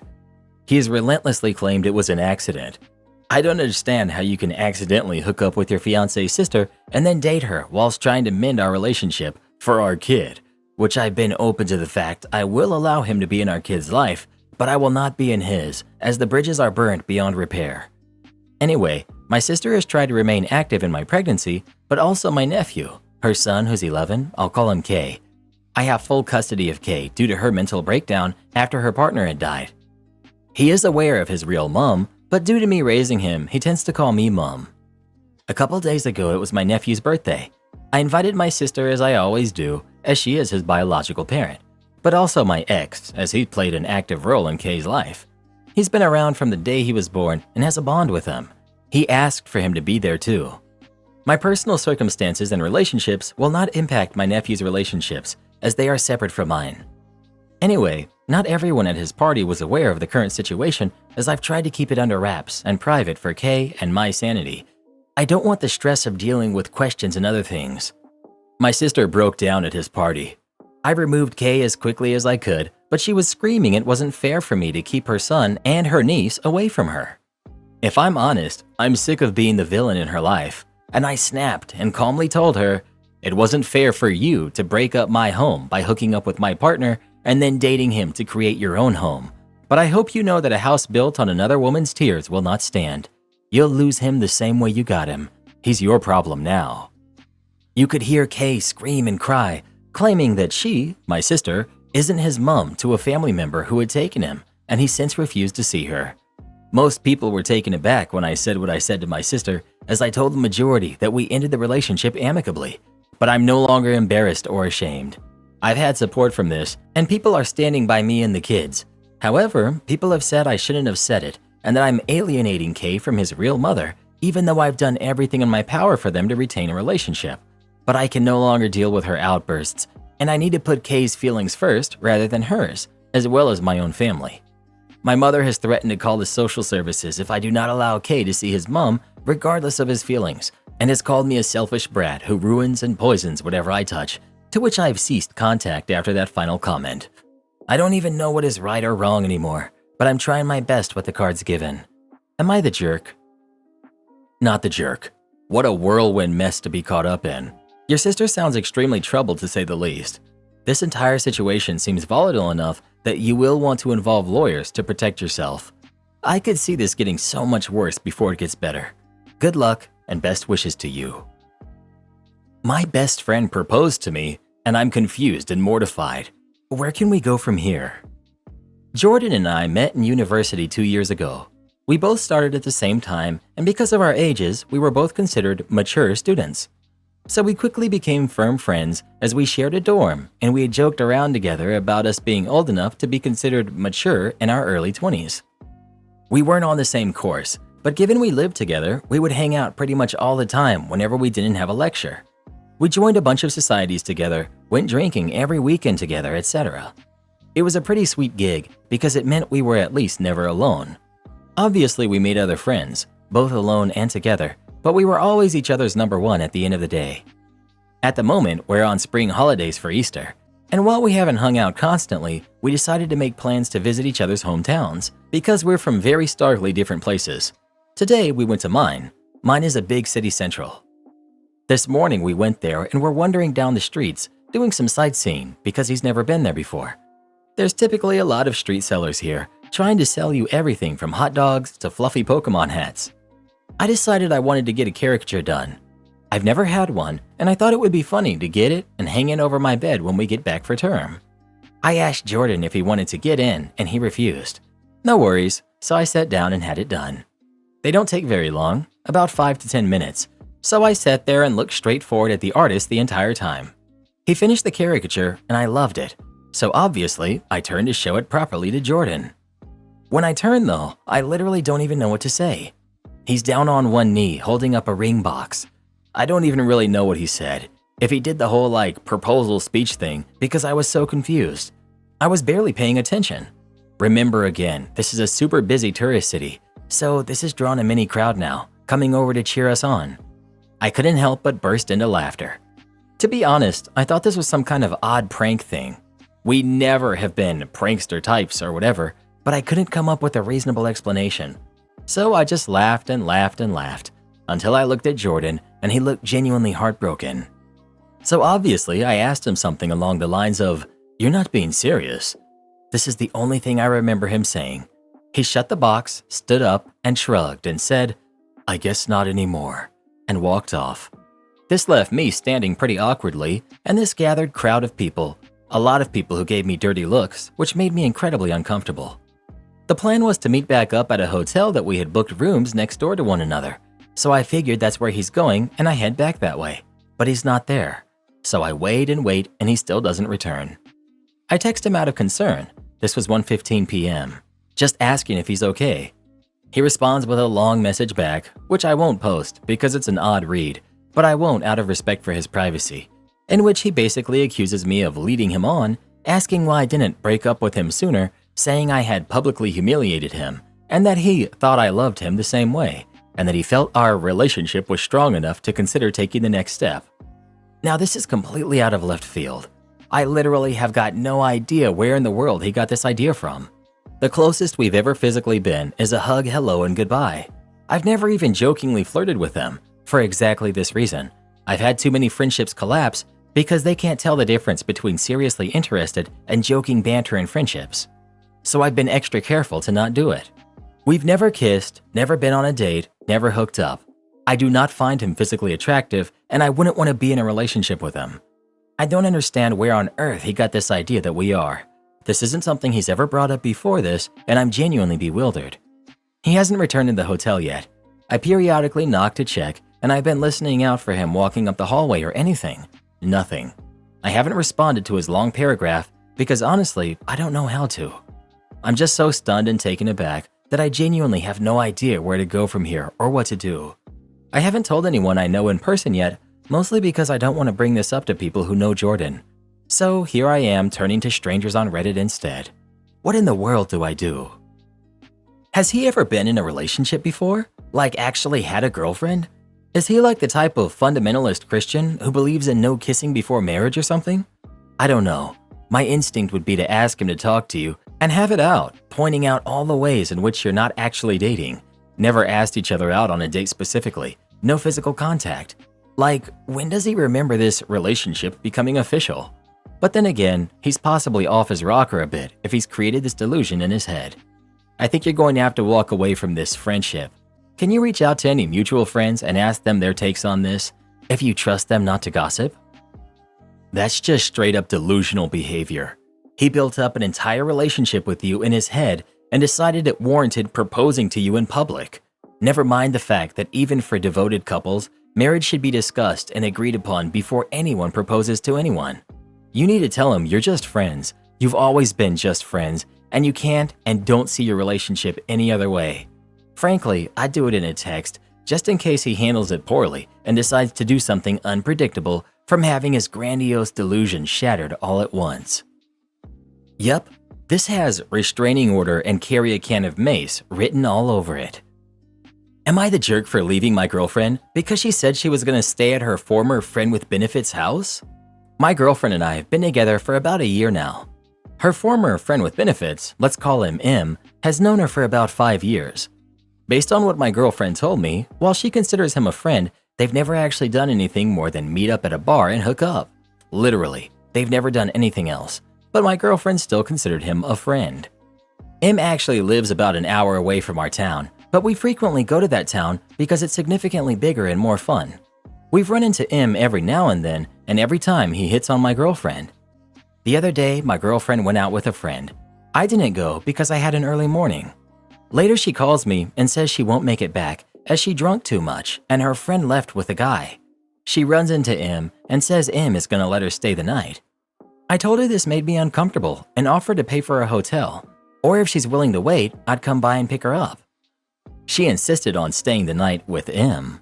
I asked one last time to please let me come pick her up. She said it's fine. I told her, fine then, we're done, and hung up on her. She then called me again, texted me, left a voicemail. I ignored them. We don't live together, but the next day she came over and yelled at me. She insisted that nothing happened or was ever gonna happen, but I told her that I'm not gonna stress over it if something happens or not, so I just broke up with her. Even if something did happen, it's not my business. Not the jerk. Smart move. She messed around and found out. She's clearly not to be trusted if she claims to be in a relationship, but still regularly hangs out with a guy that she's hooked up with and still hits on her regularly. You literally did what every guy in your situation should always do. Offer options. If they aren't accepted and the wrong choice is made, you call it quits and walk away. No need letting her take up free space in your head for free. This guy is proud of you. Well done. I wouldn't have offered a hotel room. That's just an easy out for her too. She just would have hooked up with the guy there instead of at his house. We're identical twins, so you have to financially support my kid. Okay, so this isn't my story. This is my best friend Tommy. All names have been changed. Tommy and I became best friends in middle school. We bonded over the fact that we're both identical twins who have a horrible twin sibling. Tommy's brother Jack is a deadbeat who thinks everything should be handed to him. He also is a huge player and has a new girlfriend every few months. This eventually came back to get him when he got one of them pregnant. Now, Jack has no job and he lives with his parents who completely support him. But when they found out that he had got his girlfriend pregnant, they made it clear that he had to get a job if he wanted to stay there. His girlfriend, Abby, also has no job and has the same attitude as Jack. Neither of them wants to work, and they both believe everyone else should be supporting them. Tommy has a good job and he makes good money, which absolutely upsets Jack. When they found out Abby was pregnant, they asked Tommy for a substantial amount of money. Tommy refused, which caused Jack to get mad again. This caused them to come up with an insane plan to get money out of Tommy. One day, they confronted Tommy and told him that if he didn't give them the money, they'd just say that he was the father and go after him for child support. They read a story online where a woman actually did end up getting child support from two identical twins because they couldn't figure out who was the father. From what Tommy told me, they had pretty smug looks on their faces when they told him. Here's a sum of how the conversation went. Now, I'm assuming this from what Tommy told me, so it definitely won't be word for word, but it pretty much went like this.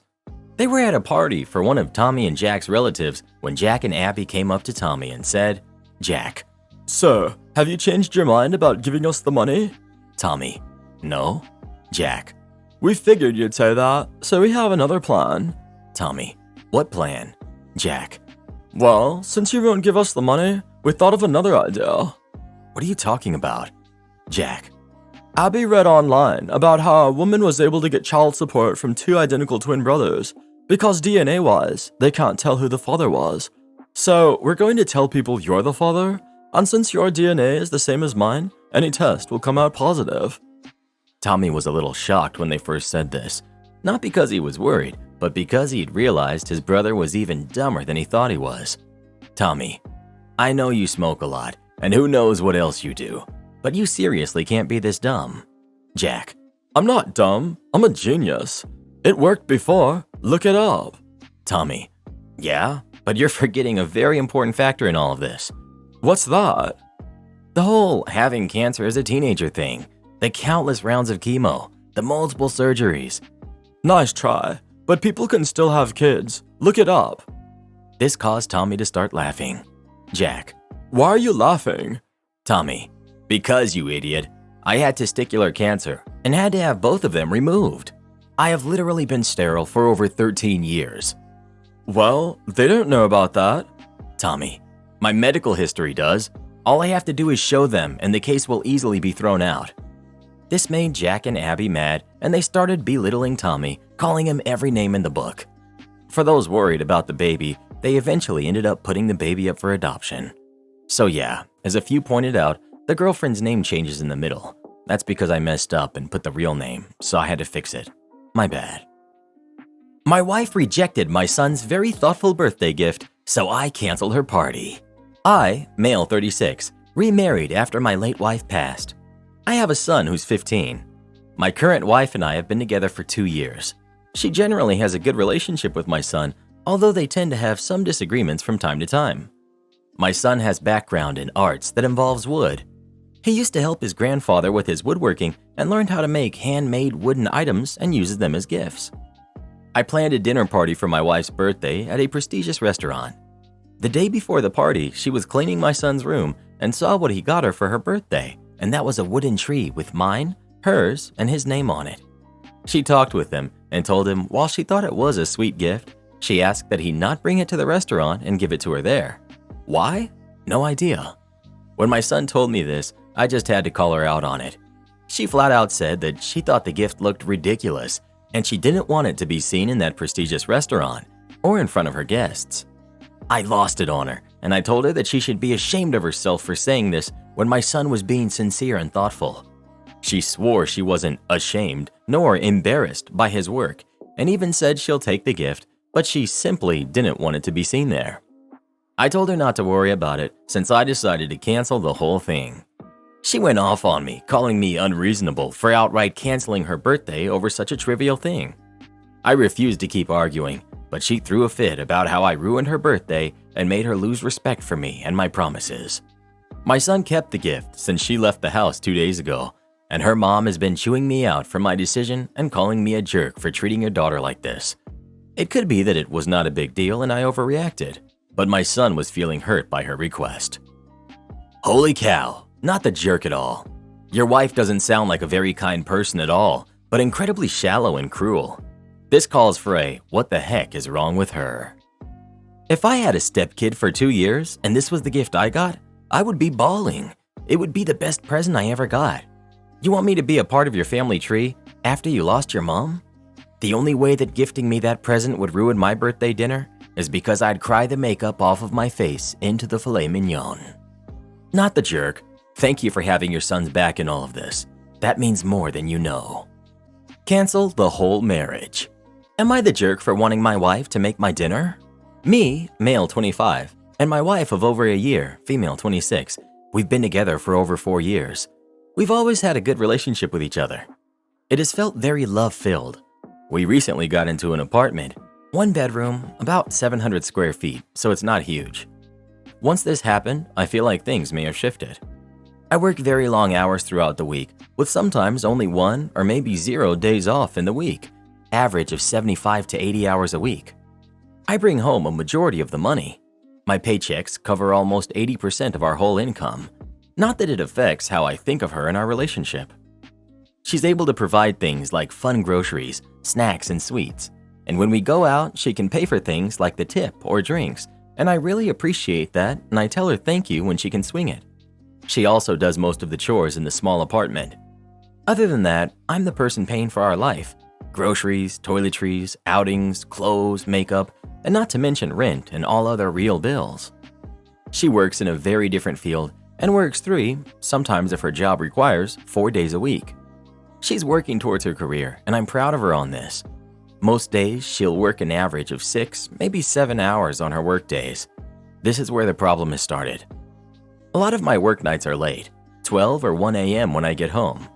I'll pack snacks, but I never get to eat. So a lot of days, I come home hungry for an actual meal. Recently, those nights have been more frequent, and I just don't want to have to cook something for myself after a 13-hour day after doing the same all week. I just want to be able to eat with the minimal amount of work when I get home. The other night, I came home around 1:30 a.m. and found my wife passed out on the couch with an empty personal pizza from Little Caesars. I got excited, thinking that I had a cold one in the fridge waiting for me. Wrong. Annoyed, but not upset, I microwave some Chef Boyardee, scarf it down, and call it a night. The next day, I have the same kind of night. Around 1:30, I get home. There she is, passed out, now with a bowl of macaroni and weenies, one of my favorites. And again, nothing in the fridge for me. Not understanding why she couldn't just make enough for the both of us and put my bowl in the fridge, I woke her up to ask. She gets a little snappy if someone wakes her up, but this time she was really angry, saying that she is not my maid and I'm being lazy trying to make her cook for me. I tell her I'm just hungry after a long day, and it upsets me to see that she cooked for herself and didn't think about me at all. I said she was being inconsiderate, and that really set her off, saying if I want a slave, then she's not it. I told her I don't want a slave. I want someone who seems to care about me. She looked at me with a shocked face and stormed out. Her mother texted, saying that she showed up at their house bawling and how I should be more considerate of her feelings. I haven't even responded because I just feel hurt and not cared for. I just wanted dinner. Am I the jerk? Edit. I really should have mentioned this is a conversation we have had before, and I feel ignored since she barely acknowledges when I brought it up. These last 2 times are after multiple conversations. Also, definitely didn't want to seem like she shouldn't be sleeping at 1. Passed out is just terminology I use. If I'm dead asleep at 4 a.m., I'm passed out. I appreciate the other things she does for me, like cleaning, but the other 8 hours of free time in her day, I wanted to be thought of since I would do the same for her, no questions asked. You're the jerk. Saying she doesn't care about you when she does all kinds of other things for you, chores, dates, etc., is very belittling. I'd be upset with you too. I feel like you could have asked way nicer. I also think you should maybe consider meal planning for yourself if 1 a.m. is not a good time for you to cook. You're the jerk. You can absolutely ask her to cook for you, but interrupting a necessary physical activity like sleep just to ask her why she didn't cook and then accuse her of being inconsiderate and not loving you? You picked the completely wrong way to handle this conversation. OP, learn to take a no. Your wife isn't required to take on making your dinner in addition to everything else she's already doing.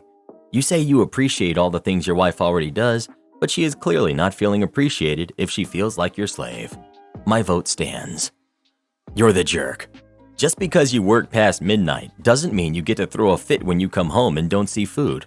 You shouldn't wake someone up in the middle of the night just to ask why was your meal not prepared, especially when there was no prior discussion on this.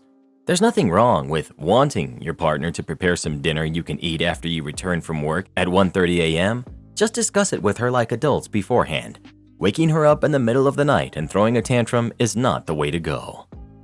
Karen tries to use our store as her own Etsy shop. I worked in a large department store back before there was Etsy or any similar service for artists to open up independent shops. I worked in the back office administration piece, not out on the floor. One day, one of the checkout girls called me over and said they were trying to scan a lady out, but one of her items didn't have a barcode. I figured maybe it had been stuck on somewhere strange, but checked it out and I didn't see anything. In fact, I didn't even recognize the item when I looked to see where I could find a second one to scan, and I knew the store pretty well. It was an absurdly hideous piece of almost homemade looking costume jewelry, not like anything we offered. I thought maybe we had a new supplier I was unaware of, so looked at the tag, and lo and behold, it was a hand-drawn price tag, so definitely not ours. There were a lot of shops in the area, so I figured someone bought it nearby and it slipped out of their bag or they set it down by accident and that this customer assumed we were selling it because of the price tag. I figured whoever left it would be back to look for it soon. It was way overpriced, $80 for the one necklace. So brought it to customer service and returned to business as usual of counting the minutes to close and regretting my life choices. But as the day marched on, a few more people appeared with similar stuff. Some more jewelry mostly. One with a sweater that was actually a sweater we did sell, but with huge garish rhinestones added on that were definitely not a SKU we offered. People kept coming to check out with lots of things we actually sold, like makeup mirrors, handbags, and shoes, but all with unnecessary rhinestones, sakines, and beads glued on that definitely didn't come from us or the original manufacturer. So finally, the manager just had to do a sweep of the store and collect anything with rhinestones on it, or anything with a handmade price tag, and put them in the lost and found. Though we did wonder how someone's personal belongings would become scattered all throughout the store, and didn't think they could have really been accidentally lost. Our working theory was that someone got in a fight with their shopping companion and did it out of spite, like maybe a couple broke up or a sibling rivalry or something, but we resigned ourselves to the fact that we'd never know. Our lost and found was a single basket about the size of a TSA security bin at the airport, and there was so much of this stuff that it overflowed past the top. So after a couple days, we dumped it all in the trash. A few days after that, a middle-aged woman comes in, decked out head to toe in sakines and glitter and rhinestones, with neon makeup like a 6th grader would wear to their first school dance, and asked to speak to the person in charge, identifying herself as one of your partners. I knew we were about to get some answers to the other day's mystery. I stopped all my work. I was ready to hear how and why she ended up leaving half her wardrobe scattered around, and why anyone would voluntarily dress like that after 40. So I listened to her going at it with the customer service, and it became clear she had bought things here. Maybe unclear if she'd even paid for them or not, or if she had just used things from here without paying for them. She then bedazzled them, either by purchasing them or covertly bedazzling in the store without buying the items. We never did find out which. She then put them back on the shelves and now expected to collect a check after they were purchased at an upsell price that she had added on with her handmade price tag. Apparently, she had done this in a few stores and was going around with business cards claiming her designs, bedazzled versions of department store products, were sold in big department stores like Karen's Fab Designs, as seen on the shelf of Macy's, Nordstrom's, JCPenney, and more. The manager explained this was not a consignment store, and she couldn't just leave altered products here for people to buy and expect to split the money with us. She was sure we must just not understand that she had improved the items with rhinestones, thereby making them more valuable, and was shocked when the realization set in that we understood what she was saying but still didn't want her doing it. She was irate, offended, threatened to break off the partnership that we did not want and did not know we had, and eventually demanded the stuff back. The most senior manager on the floor had come over by this point, not because she had asked to speak to the person in charge, but because she was causing a scene, and none of us were sure what to do about being on her business card. Plus, everyone, regardless of seniority, was equally curious about the rhinestones mystery, and he explained we had gotten rid of the stuff because she didn't bother to explain this arrangement to any of us, and we aren't a pawn shop where you can hawk personal goods. A major argument ensued. She gave us two choices: go through the dumpster and salvage the things you threw out, or refund me the adjusted, red upcharged, cost of the items you threw out. The manager then gave her two choices: leave or be escorted out by security. The manager did worry that there could be repercussions for throwing out all her stuff, since technically corporate policy was that we were supposed to hang on to lost and found items for 7 business days. So he offered her some coupons to end things on a good note.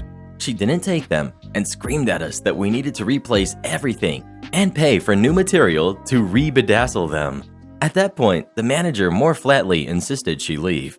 She didn't. Security had to escort her out. To our total shock, she kept telling security she worked here and really confused them because they had never seen her, so weren't sure if it was because she was crazy or if it was because she was from corporate, i.e. someone who could fire them.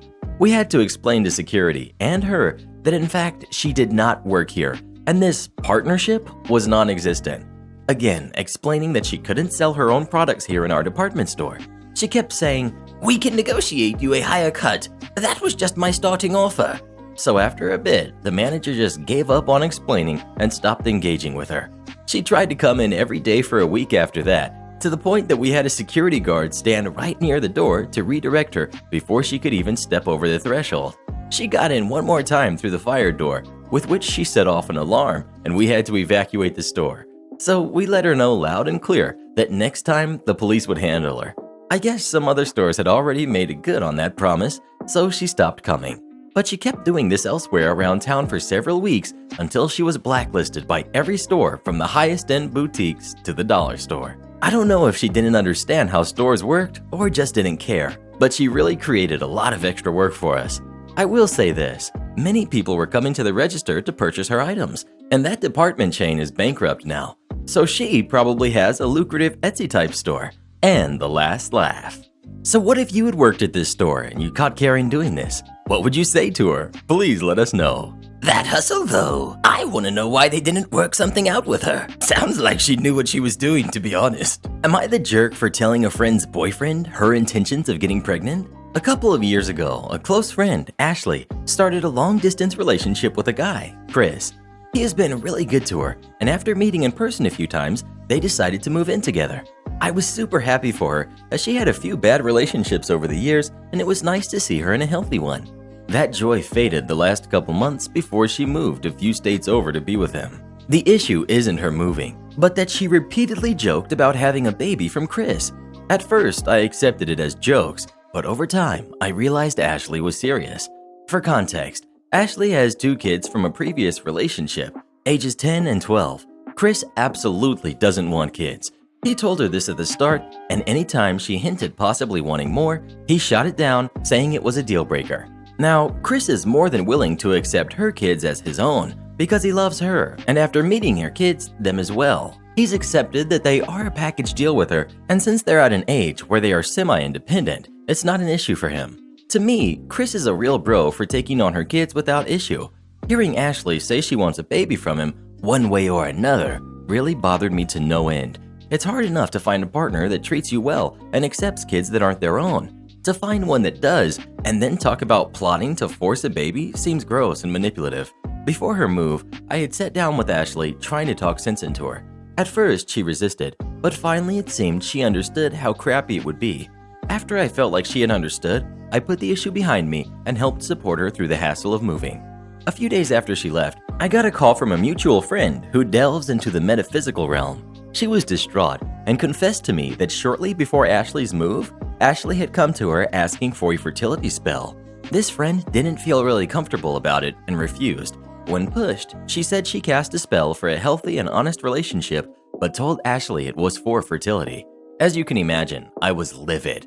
I messaged Ashley, confronting her about what I learned, and she laughed it off as she was desperate. But magic is fake anyway, so what's the harm? She then let it slip that since Chris is planning on getting a vasectomy in a few months, she was doing everything she can to get pregnant as soon as possible. At that point, I couldn't stay silent. I gathered up screenshots of all the conversations over the last few months and sent them to Chris.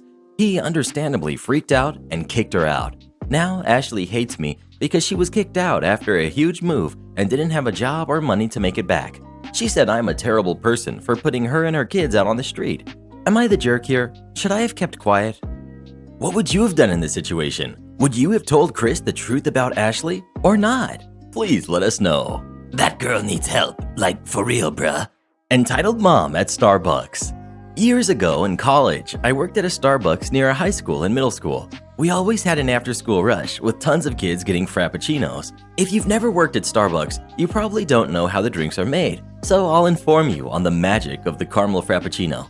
It's basically ice, sugar, milk, sugar, coffee base, whipped cream, and sugar.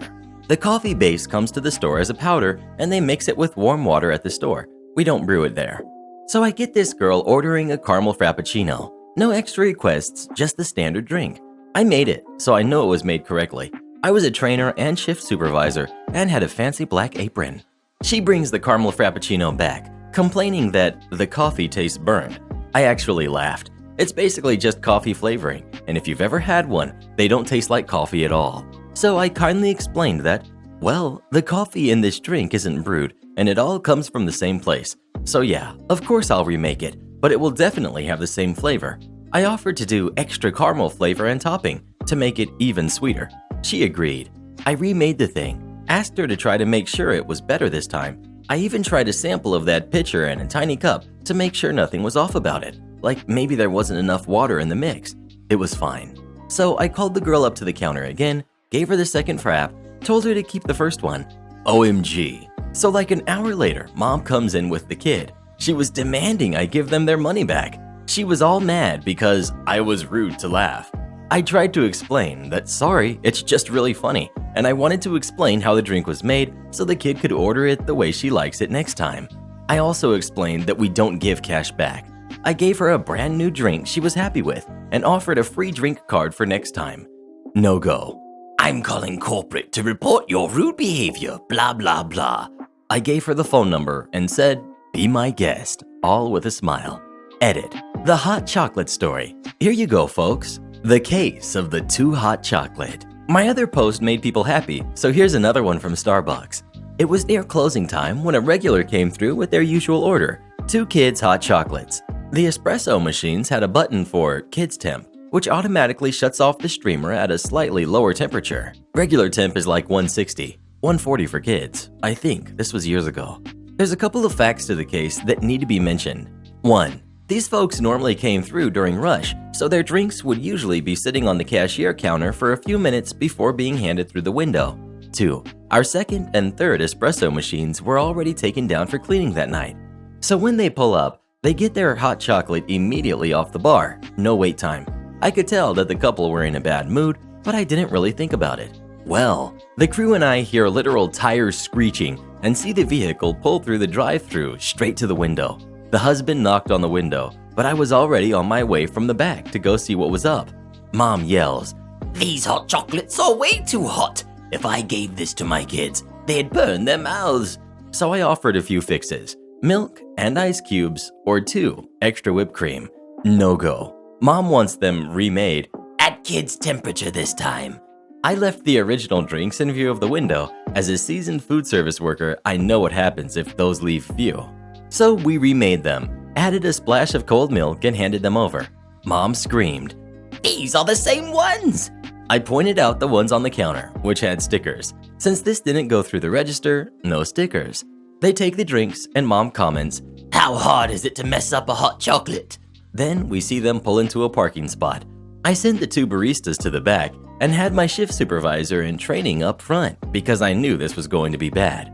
The people hanging out in the cafe area heard the entire thing and were all watching the door as well. Mom comes in yelling about how she's so glad she tested the drinks the first time because they were way too hot. I gave her 2 free drink cards. She said we owed her more than some free drinks. She wanted an apology. I didn't see it, but she accused my coworker of rolling his eyes. She then goes on to scream, I own my own business, and I'd never treat people with this level of disrespect. The hot cocos fly at us. We dodge. At this point, I pointed to the door and just said, out now, or we call the police. Do not come back to this store. We have your license plate on camera. This whole thing is on camera. She left immediately. They came back one other time during the day. I marked out their drinks so they got them free, and I reiterated, do not ever come back here. They never did after that. The third case fact I'll put here, because we had no way of knowing beforehand. 3. That machine was overheating and not shutting off at 140.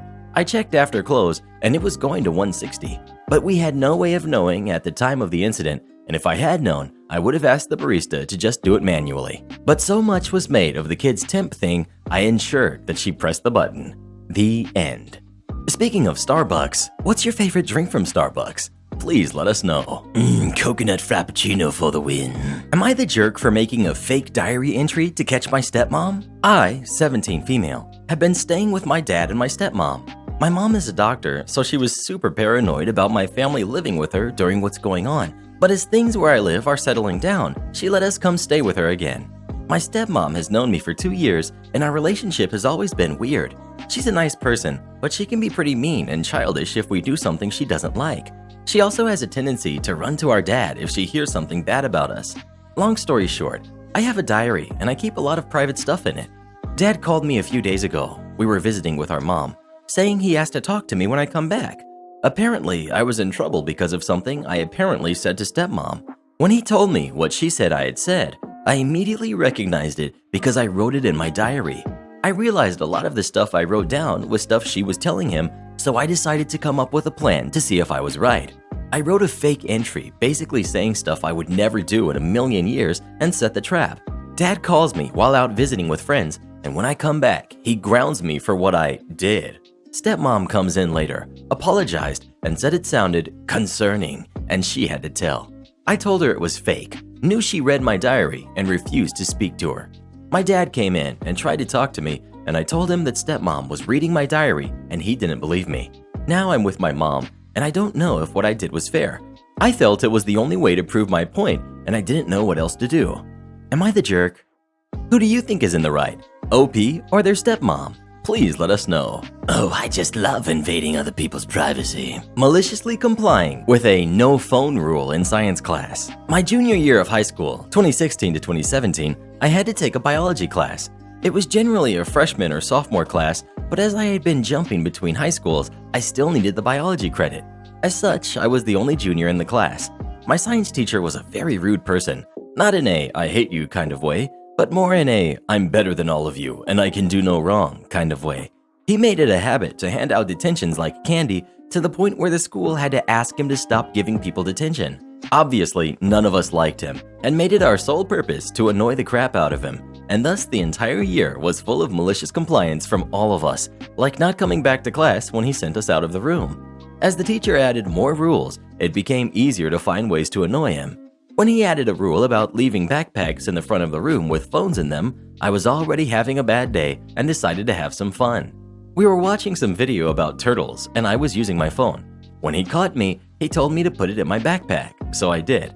About 10 minutes later, I decided to make it look like I was on my phone by putting my hands under my desk and looking in my lap. Anytime he yelled at me, other students would yell back saying, "He's not even on his phone. Why are you yelling at him?" I did this several times throughout the class, and he moved me 3 separate times to try and watch me better and catch me on my phone, which wasn't with me.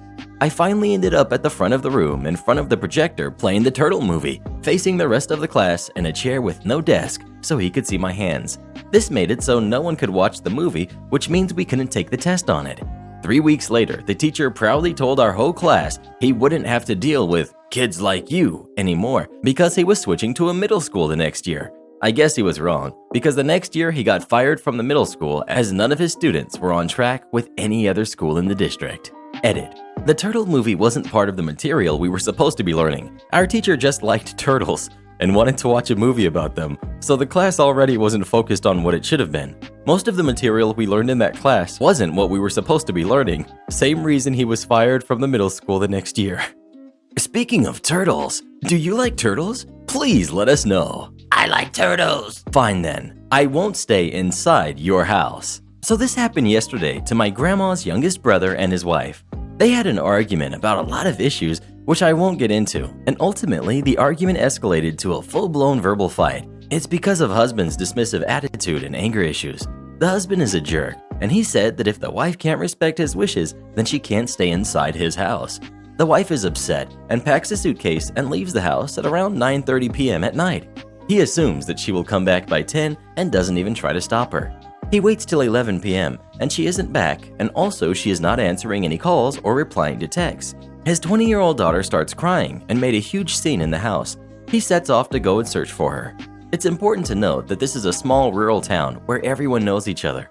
The husband has an old car with no silencer, and a few people in the nearby houses wake up. He explains what happened to them, and then everyone starts searching for her.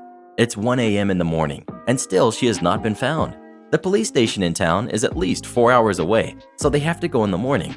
Also, it was on lockdown. The husband is extremely worried, and everyone was angry with him for being so unkind to his wife and not stopping her. Someone then suggested one last search in the estate that they have, just in case they find at least some clues. This time, they even checked the terrace of the tiny building where the solar panel was placed, which had been deemed unnecessary before. The terrace was surprisingly unlocked, and when they went in, they found her. She had made a small pillow of her clothes and was sleeping with her head on the suitcase. She was woken up, and it was found out that she had switched off her phone. The wife knew that it wasn't safe to go out at night, but she didn't want to go back to her house, so this was the place she chose to stay in. The best part is that the daughter already knew. She denied it, but confided in grandma, and she did the extra theatrics to scare her dad. Everyone still took the wife's side, and some people even threatened the husband. In conclusion, the husband is really scared of the wife and will definitely keep his anger in check in the future. Am I the jerk for not paying for my date's meal? Okay, so this story took place a few years ago, but it's something that still crosses my mind occasionally. When I, 20 female, went on a date with my friend, 22 male, it didn't go exactly as planned. We had been speaking for about a week or so prior about going out to dinner somewhere. It was his idea and he was fairly persistent. He was insanely interested in me, and while I wasn't as interested in him, I figured I'd give it a shot. He had originally wanted to take me to a steakhouse, which I was later glad we didn't. We ultimately settled on a local Mexican restaurant. Dinner was going well and the conversation was flowing smoothly. We ordered our meals, nothing too expensive, and some cheese dip. The bill would have been probably around $30 or so. After we're finished eating, my friend comes out of complete left field with, "So, I don't actually have any money. Can you pay for the meal?" To say I was shocked was an understatement. This guy had been begging me to come out to dinner with him for an entire week, almost picking out an incredibly expensive restaurant, the steakhouse, knowing he had absolutely no way to pay for anything, not even his own meal. I'll admit that I had enough money to cover both of the meals. However, I told him I only had enough to cover my own. Had he have been upfront with me about paying for the meal before we ever went out, I would have been more than happy to. However, I was blindsided. I took the bill and explained to the restaurant manager that I was only paying for my portion and the cheese dip. He then began arguing with my friend about how he needed to pay for his meal. The manager obviously wasn't just going to allow my friend to leave, so I told him I needed to go. He couldn't believe I wouldn't help him out, and I ultimately unfriended him for putting me in such an awkward and embarrassing situation. Should I have just paid for his and called it a day? I've never been the type of person to just expect people to hand over money or pay for my things, so I don't expect it from others either. What would you have done in this situation? Would you have paid for his meal or not? Please let us know. I'd help that boy find a job is what I would do. Karen loses it on poor cashier because she couldn't give her money to feed her kid. Today, I ran into possibly the most entitled Karen and goblin I've seen in a while. So a little backstory. My best friend is British, while I'm Latin American. As an early birthday gift, she sent me some cash through Western Union for me to get my nails done at this incredibly fancy salon I'd been wanting to go to for a while, and I had to pick it up at this agency where you can collect cash or pay bills. When I got there was a huge queue, but since I was on a tight schedule, I had no option but to bite the proverbial bullet and queue. Anyway, I walked over to the queue, whipped out my Nintendo Switch, and proceeded to search for moons all over Mario Odyssey's world. After maybe 5 minutes, a young woman that was already in the queue told us that Western Union's system was down and that we had to wait. I weighed my options and decided to stay around for a little while. Otherwise, I'd have to pick up the money some other time. Just as I moved out of the queue, Karen and her goblin made their appearance. The woman had to be in her late 40s, early 50s, and her kid was around 4. She already had this "I need the manager" look about her, and when she heard what the young woman had said, she saw the opportunity to rant, and you can bet your butt she took it. She complained about how slow the cashier was, about the fact that she had been there for 40 minutes already, about how the cashier was probably so slow because she didn't know how to do her job. I tuned her out and went back to my game. When Karen noticed no one was paying attention, she went back to the queue, intent on getting her money, even if the system was not up and running. As I said before, the queue was huge, so it was a good 20 minutes before Karen got to the cashier. While we waited, her goblin ran around the place, screamed, and kicked the walls over and over, so much so that he left countless imprints of his shoe on the walls. Meanwhile, Karen said nothing and let her kid do as he pleased. An old lady tried to gently calm him down, but he simply wouldn't listen. Anyway, when Karen finally made it to the register, the conversation went like this. Karen: I am here to get my money. Cashier: I'm sorry, ma'am. The system is still not working.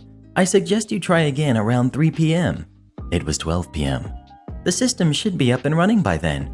Karen lost her mind right then and there. She started screeching. No, that is not happening. I'm not moving from this spot until I get my money. Cashier: Ma'am, as I told you, there's nothing I can do if the system isn't working. That's a lie. You are a liar. You don't know how to do your job. That's what's going on here. You are a new employee, and you are useless and don't know how to do your job. Cashier, visibly upset: Ma'am, I've worked here for over a year and a half. I know how to do my job. If the system is down, there is BS! Why don't you restart your computer? Why don't you try to fix it? I want my money now! You probably want me to come back at 3 p.m. because that's when the other cashier clocks in, and she, unlike you, knows how to do her job. By this stage, everyone in the queue was either baffled, angry, or a mixture of both. The guy behind her was livid. He walked up to Karen and told her to shut up and leave the cashier alone because she was no one to give her orders, especially when it was clear she had no idea what she was talking about. Karen didn't back down. I'm not shutting up. This woman has my money. I need the money because I have none left. Not even to pay for the bus back home or buy my son lunch. He is hungry and has been here for 2 hours already. Not true. Nobody seemed to care much about this, and they tell Karen to get out because she was holding everybody up. Seeing as the system was down and the situation was a sideshow, I put away my Nintendo, turned on my heels, and I started to walk out of there, towards the Starbucks cafe inside the agency. Just as I was walking out, I bumped into the same young woman who had let us know the system was down. Young woman, the system's still down, right? I nodded. Young woman, oh, well, I guess I'll have to go to another Western Union to get my money. Now, I've been using Western Union for years, and I know its ins and outs. If the system is down, then every single Western Union agency won't be working. I told her that it was pointless for her to try and go somewhere else and suggested that she wait like the cashier said, since it wasn't unusual for the system to fail every once in a while. Unluckily for us, Karen overheard.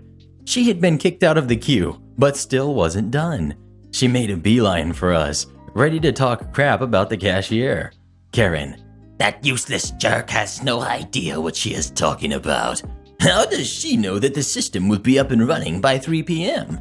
Is she a witch or something? I don't think so. She just doesn't want to do her job. How hard can it be to restart her computer? I felt my soul give a silent cry at this boomer not understanding how the internet works, but I still kept my cool and put on a smile. I explained to her that the problem was not the computer, but rather the system the computer was connected to. So restarting the computer wouldn't have solved anything. I also told her I've been using Western Union for years and that it isn't uncommon for it to fail sometimes, but that it will be up and running in a few hours. Still, Karen wasn't buying it. She was determined to think the cashier was a useless lump, and she said so loudly. That was when I lost it. Me. Listen, the cashier did nothing wrong. There is a problem in the system. It's not working anywhere right now. What part of this do you not understand? But the woman didn't even… No, stop it. She did nothing wrong. You were in the wrong. You can't talk to people like that. You were rude. I kid you not. Karen gave me a death glare. And what do you know? You weren't here before. She made me wait for hours, and my kid is hungry, and I have no money to feed him. But what do you know about dealing with an upset child? She was right. I don't deal with an upset kid. I deal with 30 at a time because I am a teacher. Anyway, after she said that, I told her it wasn't the woman's fault her kid was hungry or that she had no money for the bus. She still had no right to talk to the woman like that. Karen waved me off, rolled her eyes, and said something about me not knowing crap. I smiled to myself, loudly clasped my hands, and said, well, looks like being a jerk runs in the family. Karen stopped dead in her tracks and spun on her heels to face me, ready to attack. She started screaming at me that I have no idea what it was like to have a hungry child.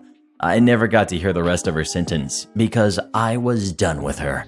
I had turned on my heels, marched into the nearby Starbucks, and slammed the door behind me, leaving a livid Karen talking to herself. Am I the jerk for refusing to let my sister and her kids move into the house that I bought?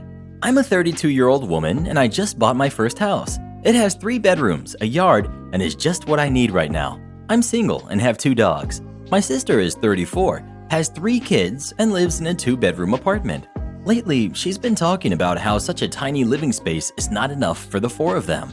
When she got to know about the house I had bought, she became very upset and told me I was being wasteful, as I'm single and don't have kids and therefore don't need such a big space. I reminded her that what I do with my hard-earned money is none of her business. She went on to complain to our mother about how selfish I was being. Yesterday evening, I got a call from my mom telling me I should let my sister and her kids move into the house. My house. I told her that no one was going to live in the house that I paid for but me, and that extra space would be great for my dogs to play in. My mom also got very upset with me and told me I was being unreasonable, that my sister's kids are growing and need the space more than my dogs. I offered to help my sister out financially so she could rent a bigger place. My mom got my sister on the phone, who shot down the idea, telling me I needed to let her and her kids live in my house. When I refused again, she very generously suggested a compromise. I could live in the house with her and her kids and would not have to find somewhere else to live. She said this as if she was doing me a favor. I told her that she had lost her mind and hung up. Am I the jerk or is she? I know my sister is struggling financially, but this kind of entitlement is ridiculous. Well, what do you think? Should OP let Karen and her kids move in or not? Please let us know. Of course she should. They need that space much more than her and her dogs. Entitled mom yells at me because I won't change the price of a toy. So this happened a while ago, but it still makes me fume every time I think about it. So I'm a supervisor at a supermarket. One day a cashier calls for me to come and help with something. I get over there and it's a mom and her kid. The mom claims the toy she has in her hands was only $9. Now, we're supposed to be strict about this kind of stuff because most of the time an item has just been moved to the wrong place. Just so we're clear, we can't honor a price every time something is in the wrong place. It's a huge store, and we would be run out of business doing that. Anyway, back to the story. I go with the customer to the toy section so she can show me where she found it. I see that the toy was clearly in the wrong spot, and all 3 other toys like this are an aisle away, and they're ringing up $20. I tell the customer this, and then a crap storm occurs. We've got me, we've got entitled mom, and we've got her kid. Entitled mom. Okay, but I found it here, and you guys say you honor the prices. Me. Not if the item has been moved to another place. If all the other toys like this were in the spot, there might be an exception. But if you read the label here, it says something different than the toy you're talking about. That's not my problem. I found it here. My son really wants it, and you are going to deny it to him? I used to work here. I know how things work, and you have to give it to me for that price. Me. Ma'am, I'm sorry, but there is too much of a difference for me to change the price of an item that was in the wrong spot. Her kid. At this point, he's not even caring about the toy. He's playing with a phone and seems perfectly content. Entitled mom. Are you kidding me? You're going to do that to my kid? He's so upset over this. He's throwing a fit. You tell him that you're the reason why he can't have a toy he wants so bad. Tell him. Her kid begins to get upset because she is baiting him. Me, trying to calm her down. Ma'am, entitled mom talking to her son. I'm sorry you can't have it. This woman over here won't let you have it. At this point, she's being so loud that my nearby coworkers have come over to see if everything is okay. I tell the customer I will get her a manager because I'm starting to get so angry that I'm shaking. The manager meets her up front where she continues to yell at him in front of all the cashiers and customers checking out. She's going on about how we are cheating her and that I handled the situation very poorly. Then she asks to speak to the store manager. When she is told that the store manager is unavailable, she calls our corporate number. Oh, and to make things worse, management let her have the toy. She was definitely one of the worst customers I've had to endure. Now, every time I see her, I shudder to think of having to help her again. By the way, it wasn't so bad after because all the cashiers were cracking up about the craziness of this lady, in turn making all the anger go away. And this mother met with the store manager, but everyone else vouched for me about how crazy this lady was, so I didn't get in any trouble. Do you think they should have lowered the price or kept it full price? Please let us know. That Karen needs to learn how to switch the price tags. Tell her to give me a call. I'll be glad to teach her. Am I the jerk for preventing my daughter from getting a new phone? Forgive me if I'm heated in this post, but this situation makes me extremely angry. A few months ago, my daughter smashed her iPhone for a social media post. In the post, she said, "It's okay, my parents will buy me a new one." The thing is, I definitely would have bought her a new one that same day and would have never known if it wasn't for the fact that her brother tipped me off and showed me the post. Her father and I were obviously extremely angry. We both came from rough childhoods and worked hard to build a good life for our kids. So to see her take advantage of that was extremely upsetting in a way I can't even describe. Her father and I are divorced, but we sat down and agreed that 1. We are cutting off her allowance, and her purchases now have to come through us. 2. We will never buy her a new phone, but we might consider a flip phone when she goes to college. 3. We will monitor her social media to make sure she's not participating in damaging content. 4. If she gets a job and wants a new phone, she first has to pay us back for the phone she destroyed. 5. We won't buy her a car when she turns 16. As I said, a few months have passed and I still feel the same way, but her dad has softened and he thinks her attitude has changed. He says that we might be too harsh over a teenager's mistake, and we should at least give her an allowance for chores and change "we're never buying you a phone ever" to "going a year without a phone." Personally, I don't care if all kids have one. She has an iPad with social media and a MacBook. She can still message her friends, but I refuse to get her another phone. If she wants one, she can get a part-time job and work for it so she can see how much work goes into getting a phone. But I don't see value in giving more money to a kid who doesn't know the value of money. I'd rather my daughter be unhappy for a few years over a phone than raise another spoiled and out-of-touch jerk for the world. Her dad respects my opinion and agreed he won't give her a phone or allowance. But now my daughter is angry at me and calling me a narcissist and controlling. However, my actions are a direct result of her misbehavior, and I'm not preventing her from getting a phone. She is free to work and buy one at any point. However, I think I might be the jerk because my daughter will be punished for years over one mistake. Am I the jerk here? Well, what would you do in this situation? Would you buy your kid a new phone or let them get a job and buy one themselves? Please let us know. Oh, give the kid a break. I did things like that all the time when I was a teenager, and look how I turned out. Fiancé left me due to my health condition. I left her destitute. We dated for 4 years and had what I thought was a great relationship. We were both well-established professionals who both owned homes in the same neighborhood and both with daughters in the home. Her daughter was 11 and mine was 16 when we met. We had actually planned to get married, build a house, and raise the two together. We planned the house build because she had recently been diagnosed with a neurological disease that would eventually put her in a wheelchair and need something ADA friendly. During the planning stages, I began doing landscape and construction projects on her home to increase the resale value. All in, I invested roughly $30,000 into the home, running everything through my side construction business for tax, permitting, and resale purposes. We had a contract that payment would be made upon the sale of the home. I produced invoices for each and every project, but never pushed for payment because of the prior agreement. Fast forward 6 months, we're looking at property to develop and finalizing drawings on the home when I began feeling ill. I couldn't eat, constantly vomiting and passing blood. I began noticing that my abdomen looked swollen, which was odd because we were both very clean eaters and were in the gym every day. So I went to the doctor and began having tests done. During this time, she began having small cognitive issues, and the stress of her current position was exacerbating her condition. So she took a $20,000 per annum cut in pay along with a lesser position inside the company. After a month or so of different tests and a biopsy, it came back that I had a golf ball-sized tumor in my stomach and would need to begin chemotherapy. So I began chemo and radiation treatments, which made me, expectedly so, extremely ill. She was spending time helping around my place on the weekends and staying over more, to the point that they were both at my home more than theirs. At this point, I suggested that we go ahead and put one of our houses on the market and move in together until the new house was built. I have great supplemental insurance as well as a long-term illness plan, so using that coupled with the sale of one of our houses would push us through comfortably and help ease the financial stress on her.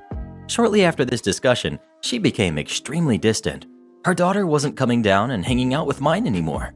She had excuses for not getting together. She quit driving me to treatments and stopped staying over. She then dropped a bomb, a sentence that will forever be burned into my psyche. I love you, but I can't see myself taking care of someone this sick in the long term, and I don't think we should see each other any longer. In a text. It broke me, I won't lie. This was the first woman I had ever opened up to, and planned a life with since my wife died when my kids were 1 and 3. However, I tried to be mature about it. I forced myself to understand her position and to accept what I could not change.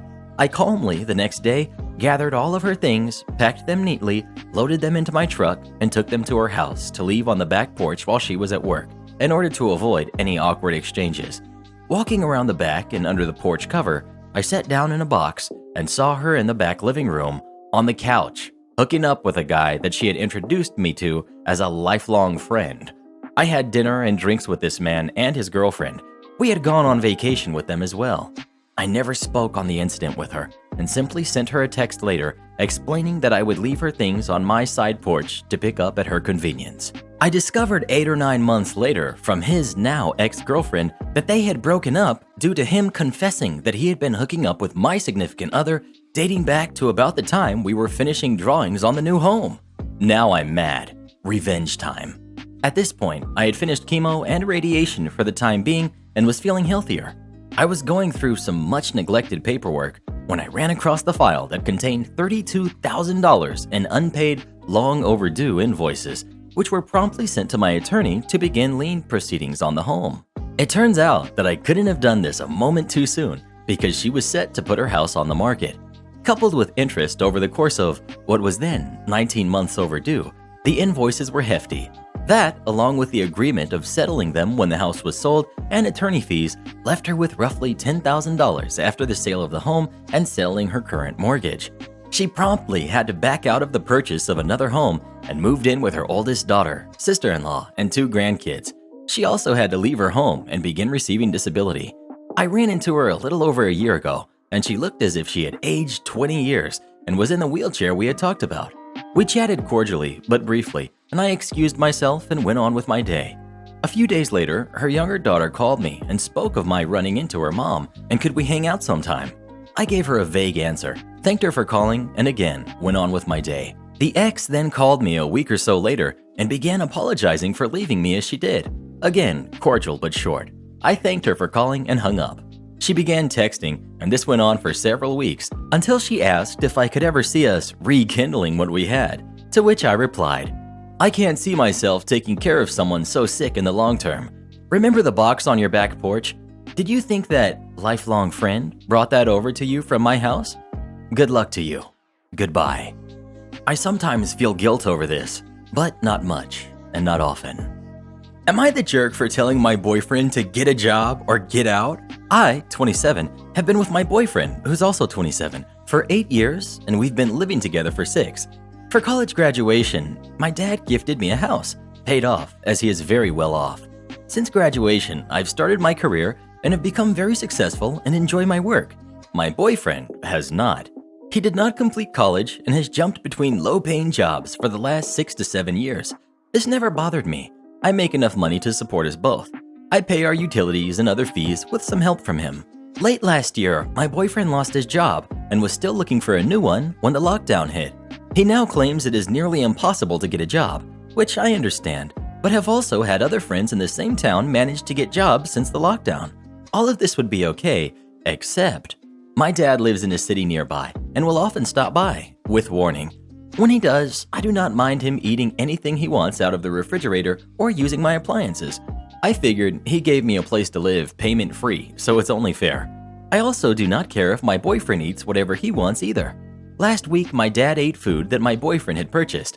This has happened in the past, but from my perspective, we live rent-free, so it shouldn't be a big deal. It is never special food, normally like regular chicken or something you can get at the market. My boyfriend is normally annoyed, but this time he went ballistic and took my dad's laptop charger out of his bag to get even. By the time my dad figured out his charger was missing, his computer was almost dead and he had an important virtual meeting. Thankfully, he had a spare, but I was livid. I told my boyfriend that he lives rent-free and that if he was going to act that insane about some food when he regularly eats what I buy and turn into a child, then I expected him to get a job and pay rent, or else get out. He chose to get out, but accused me of being a jerk and throwing him out on the street. However, he has a brother and a sister that live nearby, as well as his mother who regularly asks him to come stay with her, which he normally doesn't. So Reddit, am I the jerk? Well, what would you have done? Would you have kicked him out too, or let him stick around? Please let us know. It depends on the food. Are we talking Hot Pockets or Chipotle? Yes. Give us more money, or we'll evict you. Go ahead. A few years ago, my best friend and I rented a tiny 2-bedroom flat together. This place was kind of terrible. My friend's room had a hole cut into the wall, so the last foot of the bed would fit. This became a mantelpiece in the next room. The kitchen was the size of a kid's playhouse kitchen, and the upstairs neighbors spent all hours of the day and night screaming at each other. But we were mostly happy because we were living with 6 other people. We paid £75 a week each, plus bills for this place, which was pretty standard for a 2-bed flat in our area. Then, 6 months into our 1-year contract, the landlord sold the terraced house our flat was a part of to a middle-aged married couple who were first-time landlords. They were the kind of people who thought that they were smarter than everybody else, and I got the impression that they thought property management was going to be the easiest thing ever. We had no problem throughout the sale process. We were assured nothing would change. We didn't interact much with the landlord before anyway. The 2 weeks after the sale, we got an email from the couple saying that we owed them £20 each more a week. Basically, in our contract, it stated our rent was £75 each a week, about 10 times, but there was one typo where it said our rent was £95 each, so they said that they could legally charge us £95. We laughed at this, but when it became clear they were serious, we reached out to the letting agent and got them to put in writing that it was a typo. Our rent was always £75, and they even gave us the original advert for the flat with the correct rent on it. We thought this would be the end of it. We were wrong. The couple insisted on coming to our flat for an in-person meeting. When they got there, they said that they asked the old landlord about it, and he was shocked that we had not been paying enough for 6 months now, and the rent was always £95. I didn't buy this because they had nothing in writing, but I made the argument that, of course, he would say that because he wouldn't want to seem like he sold under false pretenses. And if we had been underpaying by a total of like £160 a month, why had he never spoken to us about it? They said that he was a busy guy with too many properties. Then the husband spent ages condescendingly explaining mortgages to us. Then they declared that if we did not start paying them the higher rent, they would evict us, and we had 24 hours to pay or 30 days to get out, and they left. Honestly, I think they saw 2 22-year-old girls and thought they could scare us into paying more money. What they didn't know is that my friend and I are very pleasant until you upset us, and we become vindictive jerks. We decided that night that if they wanted to evict us, we were going to make them do it properly. And if they were so pedantic about contracts and rules, we were going to stop letting anything slide. The couple woke up the next morning with an email from our lawyer, my flatmate's brother, a bored lawyer with time on his hands, requesting a formal eviction notice in writing and laying out a record of last night's conversation. Thing was, they didn't actually have legal grounds to evict us because even if we went to court and a judge favored their interpretation of the contract, we were advised this was unlikely. We still didn't owe them more than a month's rent, which would have been their only legal way of evicting us because we were otherwise great tenants. By 9:15 a.m., they were ringing us, but we ignored them and emailed that our lawyer had advised us to only communicate in writing. We then sent an email informing them that the fancy new front door they had just installed could not be unlocked from the inside without a key, which violated fire safety laws, and unfortunately, if this wasn't rectified ASAP, we would have to report it. We then sent texts that showed them repeatedly entering our flat with less than 24 hours notice, and did they know that this was illegal? Maybe we should talk to the other tenants, because if they're doing this to everyone, then this could be quite a problem. After about 3 days of this, we received a very nice email saying they don't agree our rent was supposed to be $75 each a week, but they would graciously allow us to finish out our contract at this rate. By this point, we had found a flat triple the size for £80 each a week and wanted out of that hamster cage, so we offered to move if they signed mutual surrender forms. They eagerly agreed.